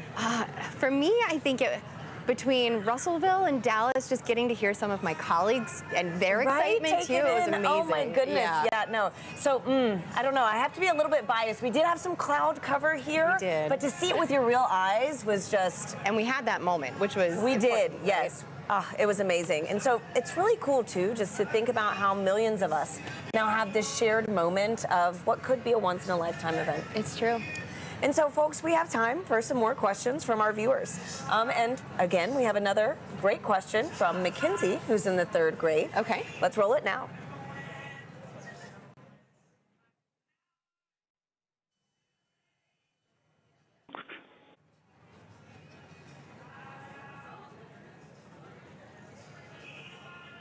Hi, my name is Mackenzie. I am in 3rd grade. My question is, what is the difference between a lunar eclipse and a solar eclipse? Thank you for that question, Mackenzie. Okay, let's talk about the difference between the eclipses. Now, the solar eclipse that we had today is when the moon crosses between the Earth and the sun. But we also get lunar eclipses, and a lunar eclipse occurs when the Earth crosses between the moon and the sun. So it's really about where the shadow's going. Today, we have the moon shadow projecting on the Earth. During a lunar eclipse, we have the Earth shadow projecting onto the moon. So that's the main difference there. That we just saw, too, those incredible views from space, That's you right, know, from to see that station. second perspective view. And so I've got another question for you right now. It's going to be Eli on Reddit, who wants to know, there are quite a few solar eclipses in the world every few years, so why is this one scientifically interesting? Okay, so yeah, we do get solar eclipses and lunar eclipses maybe 2 to 3 times a year. However, the total eclipse that happens today, total eclipses are about every 1.5 years. And that is a rare opportunity for us to look at the corona, study the corona in a way that we can't do during the other types of solar eclipses that we have. So and during a solar maximum. Exactly, during the solar maximum. So for this one particular, you know, we were talking about the solar activity that we were seeing on the limbs during the totality. Yeah, there's just a bunch going on today for this eclipse. And so too, right now, we've got another incredible view. Oh, look at that. These are live views from space, which is just mind-blowing in general. And now we're also to see the moon shadow across the Earth. Wow. It is just amazing. So, you know, Gina, too, thinking about how many people across North America today witnessed this one moment, it's a good reminder that humanity has been experiencing these eclipses for centuries. And, you know, there are different meanings for these events in different cultures. Let's check in with Joy in Dallas to learn more about indigenous astronomy. Joy. Hi, and welcome back to Dallas, Texas. I'm with Dr. David Begay. He's an indigenous astronomer and also a member of the Navajo Nation. David, thank you so much for joining us. So when people think about science, they might be thinking of Western science. So David, how does that relate to indigenous science? And what did the total eclipse mean to the Navajo people? I think the knowledge on the eclipse goes way back. From time immemorial, I'm told by my elders. And they knew that when you look at the sun directly, you can damage your eyes permanently. And so they knew that about the danger of looking at the eclipse with the naked eye. So people were encouraged to go inside to ensure that people weren't looking up, especially the kids. So it goes way back. And as far as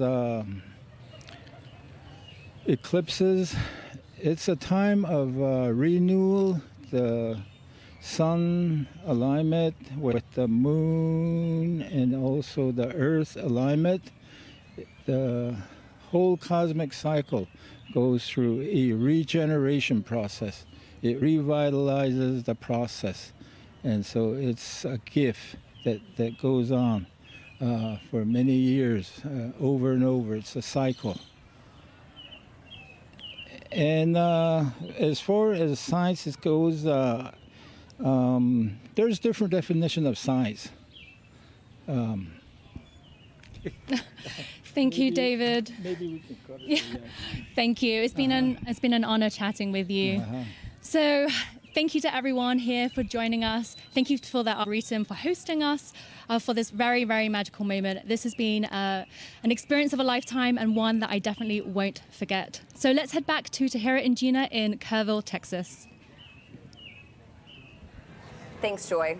We're joined now by Jamie Favors, the director of NASA's Space Weather Program, to tell us more about some cool science that launched today during the eclipse. Welcome, Jamie. Thanks, Tahira. Hey, Jamie. Hey, how are you? Good. And so can you tell us, why did NASA launch rockets before, during, and after the eclipse today? Sure, so it's really to capitalize on this really unique situation. Things like this happen every day, going from daylight to, sunset into, darkness.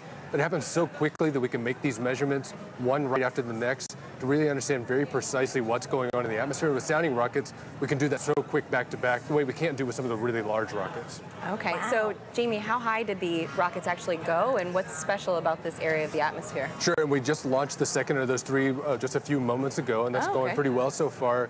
These particular rockets are getting about 250 miles above the surface, pretty close to right about where the International Space Station flies. And before you ask, everything's safe. We take care of the. And it looks like we've got a playback of that right now. Here Oh, we go. wow. Perfect.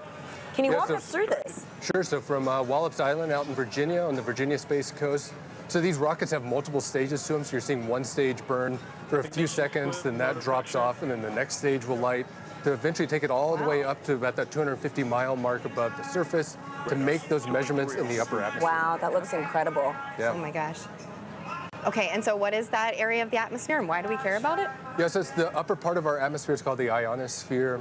That's really from a perspective of heliophysics, where we really see a lot of that interaction with the sun and the earth. We care about it because that interaction can change the way our GPS signals work, our communication signals work, and even up a little bit higher, we start to see the influence of the sun actually causing the atmosphere to change its density in a way that can impact the way satellites orbit the Earth as well. Sure. Okay. Great. And so, Jimmy, today we've been doing this fun poll, to see who is Team Sun, Moon, and Earth. What team are you repping today? Well, other than Team Science. Don't choose the wrong answer. Well, my bosses would make sure I go for Team Sun today for sure. Oh, man. Okay. Well, thank you so much again. Thanks, Jamie. And folks, it is time now to say goodbye to our friend, James Traley, who has made sure we've known where and when to look up all day. James, thank you. Yeah, thanks so much, Tahira. It's been fantastic tracking this eclipse across North America all afternoon with you. If you're still in the path of totality, you might be in a boat somewhere off the Canadian coast taking this all in. I hope you enjoy that view, that fleeting moment. We've made a big journey across. I can zoom out here on our eclipse board. You can see we started all the way down here in Mazatlan, Mexico. We've trekked all the way across and are now, like I said, breezing past Canada now into the Atlantic Ocean. It's been fantastic to track this. And if I turn on the shadow of our penumbra, you can see this highlighted area. Anywhere in there is still experiencing a partial eclipse. So if you're in that partial eclipse area, be sure to have your eclipse glasses at the ready so you can take in that fleeting moment. We just went outside a few moments ago here at Kennedy Space Center to take it in. It's fantastic, beautiful view. It's really cool to see. You got like a little chunk out of the sun there for us here, only about 50% coverage, but still fantastic to see. So really, it's been phenomenal. We've lucked out in general with the weather all of today too. That was the biggest concern I had going into the day here. It's been beautiful views up and down here, and so really fantastic to see this. Really been a lot of fun tracking this with our Eclipse Explorer. A big thanks again to our scientific visualization studio for putting this tool together. But for now, back to you, Tahira. And here with us now is NASA Chief Scientist, Dr. Kate Calvin. Kate, welcome. Hi, Kate. Hi, nice to be here. So happy to have you back here again. I know we had the pleasure of sharing the stage together for the annular eclipse. Right. Now, with today's total solar eclipse, can you tell our viewers what would you say is the #1 takeaway from today's events? I would say the #1 takeaway is that our universe is beautiful and understandable. We all got to experience this together today. We could predict when it would happen, and we did a lot of science today. That's great. So speaking of the science that was conducted, how does that fold into kind of the greater science that we're doing with NASA in the future? Yeah, so we did a lot of science today, and a lot of it really complements science that we do all of the time. So one of the things we were really looking at today was the corona. The moon blocked out the sun so that we could see that part of the sun's atmosphere. But we also have a mission called Parker Solar Probe that's orbiting closer and closer to the sun so that we can study the corona with that. We were also looking a lot at how the eclipse affected Earth. So we had a citizen science project that looked at how the eclipse changed temperatures and clouds. We have a mission that launched 2 months ago that's studying clouds all the time, a mission called PACE. Awesome. It'll tell us more about oceans and atmosphere on here on Earth. And one of the other things we do is we develop instruments called a coronagraph. So the moon blocked out the sun today so that we could see that corona, but we can make an instrument that does that. And so we have an upcoming mission called Nancy Grace Roman that's going to block out the light of other stars so we can see what's flying around them. Amazing. So much going on for the sun at NASA, honestly. Right. And I understand that the Heliophysics Division has a big sun celebration going on right now, the Heliophysics Big Year. Kate, could you tell us how we could get involved in this and really just celebrate our star? Yeah, this total solar eclipse was just one event in a series of this Heliophysics Big Year, working towards Parker Solar Probe's closest approach to the sun. And we have a lot of activities where you can engage in our science and learn more about the sun. And if you want to know more, you can find us on social media at NASA Sun. Fantastic. Wonderful. Thank you so much, Kate, for being here with us. It was really special to share this moment with you. Thanks, Kate. It's nice to be here. And Gina, this has been an honor. I mean, my goodness, to have the annular eclipse with you, then to share this total solar eclipse with you. I know. Thank you so much. And do you have any final thoughts? This was amazing. Annular was great, but to hear the energy here, the total was so just great a whole to be nother with level. both of you. Yeah. Once again, thank you for having me. Absolutely. And a big thank you to the city of Kerrville, Texas, the Parks and Rec team, and all the people that made today's incredible event possible. I also want to thank our telescope operator Catherine Troach, for those great views of totality here in Kerrville. Folks, that is a wrap from Kerrville, Texas. Back to you in Cleveland. Thank you to Hira and Gina, and also Kate Calvin. And now check out who we have here at the host desk, the pastronaut himself, Josh Dobbs, who just signed on as quarterback for the 49ers. How do you feel about that? I feel good. It's exciting times. Obviously, I spent a couple years here in Cleveland. Got a chance to have some fun over at NASA Glenn during my time here. So it's cool to be back and taking the Eclipse Fest here in Cleveland. But looking forward to the future in San Francisco. I know NASA's doing some great work out there on the West Coast, so we'll be able to stay tuned to that as well. Yeah, so for people who don't know, the pastronaut nickname comes from some incredible plays you had last year, and also you have a background here with us at NASA with some externships, but also you're an aerospace engineer. So how did it feel being back here specifically in Cleveland to watch the total solar eclipse? It felt really good. When this event was put on my radar about a year ago in last offseason, they're like, hey, the eclipse is coming straight through Cleveland. We'd love to have you here. It's going to be a once-in-a-lifetime event to be able to experience it, especially right here on the beautiful Great Lakes, and obviously have some great weather today. So I'm marked on my calendar a year ago, and to make it back here and take it in, and get a chance to hang out with the city I spent 2 years in, it's been great. I think the biggest thing that I've enjoyed is just seeing the interest from the city of Cleveland and how many people traveled here to take in the event today, and to be able to then also go learn about the future of NASA and the future of space exploration as well at the same time. It's a once-in-a-lifetime opportunity to take it in, and it's been an honor to be here. So, Josh, NASA is really committed to inspiring the next generation through discovery. Do you think maybe we created a few new future scientists and engineers here today? I think so. There's a wealth of youth walking around here and taking in not only obviously the blow-ups and the displays outside, but also the Great Lakes Science Center inside, and just seeing the history of the space program. I think that gives them perspective. And so that's just like NASA, that's been my approach. You know, I think the youth obviously is the next generation. They're going to have a tremendous impact on the world, and being able to inspire the youth out here and the youth across the country that if you have interest in STEM and also are really good at sports, you don't have to split your eggs into, you don't have to split up your eggs, right? Like you can go out, put all your eggs in both baskets and work hard to achieve those goals and dreams. Now, Josh, we have time for one other question. It's the most important question we're going to ask you. Okay. Who was the star today? Was it the sun, the moon, or the earth? Say the right thing, Josh. Say the right thing. Drum roll, drum roll. The star of the day was the moon. I gotta go with it. I gotta go with it. I gotta go with the moon. I agree. I do. All right. Well, I appreciate your honesty. Right. I appreciate your honesty, and I really appreciate you being here. Thank you so much, Josh, and it was great to have you here with us. Thank you guys for having me. All right. So we talked about this controversial but friendly competition. So actually, we asked you guys to vote. We have the results of that poll right now. Let us bring it up. Whoa! Hey. All right, congrats, Sarah. Come on. Congrats. Thank you. Team Earth, Thank 26%. Team Sun, 26% as well. But Team Moon, 48%. Congrats, Team Moon. Go today. Team Moon. All right, again, thank you to everyone who participated. We were the real winners of today, though, those who got a show. But we're going to send it back over to Indianapolis for another really important interview. Thanks, Megan. We are back here in Indianapolis. It has been an incredible day, and it is not over yet. With me, I have Jake Bleacher, the Chief Exploration Scientist for NASA. Jake, welcome. I could not be happier to be here. How was that eclipse for you, really quickly? That was amazing. It's getting warm again. I still have my fleece on from when we were in totality. That was incredible. Well, today has been all about the eclipse, all about the sun's light. And I want to pivot a little bit here because you're getting astronauts ready to go back to the moon, live and work there for the first time in 50 years. How the sunlight shines on the moon also very crucial to what we're trying to do there?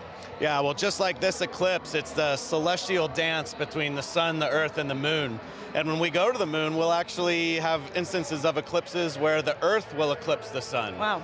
So it's something to think about. But we're really interested in the lighting in the South Pole. Our Artemis 3 mission will land astronauts at the South Pole.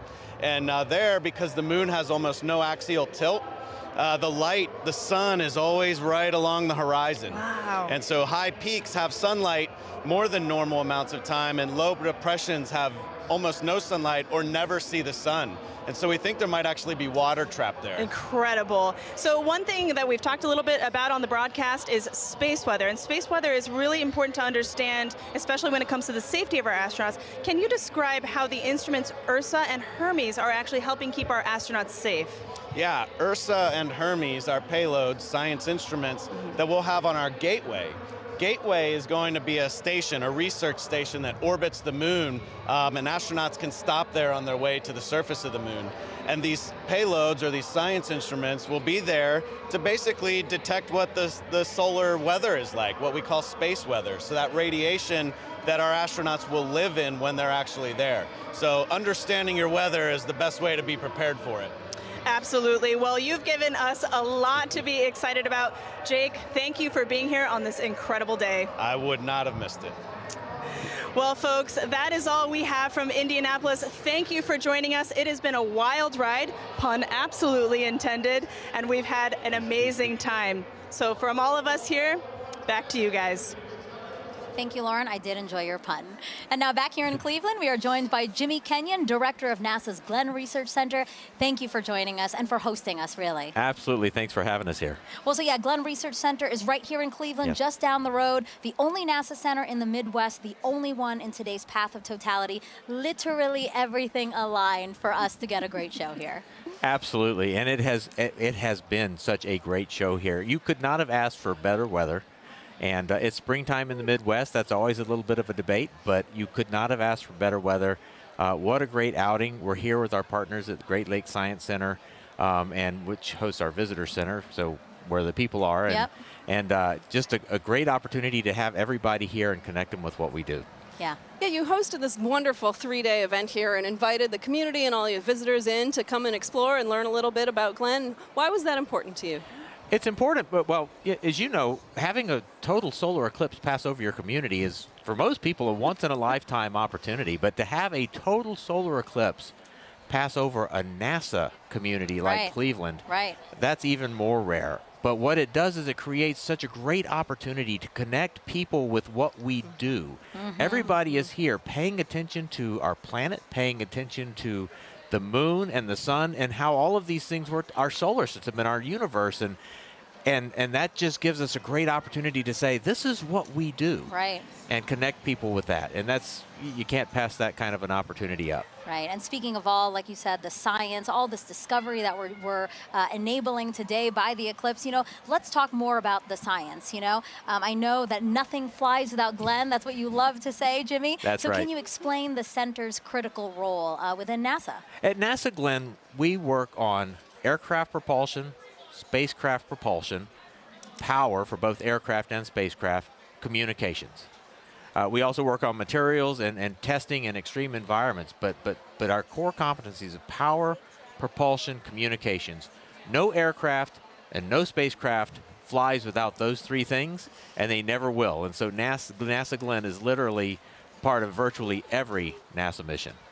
Well, Jimmy, thank you so much. I really appreciate you being here and again hosting us. This was a wonderful event. I know so many people joined us here and really enjoyed it because we were watching, we were looking out at the crowd, Yeah. Lots of smiles. So Yeah. really, thank you so much, you and the Great Lakes Science Center. And thank you for being here and being part of this with us and really putting NASA and NASA Glenn on the map here for us. Thank you, Jimmy. you. Thanks Thank so you. much. Have a great day.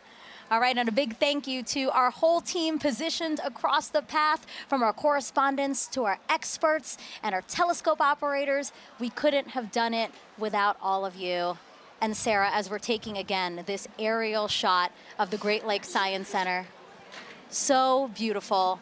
Such a wonderful way to experience my first total solar eclipse, and I hope you had a good time too, because I know this isn't your first total solar eclipse. No, this is my second, but it was really great and special to be able to experience it with you and all the folks here. Yeah, we did notice that people right after, the people were like, whoa, they were trying to get out. There's a lot of really fun events happening in Cleveland, so there's a lot of people in downtown. So I hope that they took some time to look up today and really enjoy what they saw. Yeah, and not only all of the great views that we had, but we also really did some cool science today too. Yeah, really, really cool science. And actually, yeah, let's talk about that. You know, NASA's heliophysics big year isn't over yet. You know, we had the annular eclipse, then we had the solar eclipse, and now talk to us about what's happening in December. Yeah, coming up on Christmas Eve, in fact, Parker Solar Probe will make its closest approach to the sun, 3.9 million miles, which still seems like a long way to me, but apparently that's actually pretty close. Yeah, I can't believe that's happening. Again, just that it's all, we've been saying this all day, aligning. Everything is aligning for us to have a beautiful show. And so, yeah, you know, Sarah, again, thank you so much. You know, we watched this together, race across Mexico to Maine in only an hour and 28 minutes. And again, we have so much more to look forward to. So we hope you all stay with us as we continue studying our sun and how it affects us, from all of us here at NASA, where we make air and space available for everyone. Thank you for watching and enjoy the rest of your day.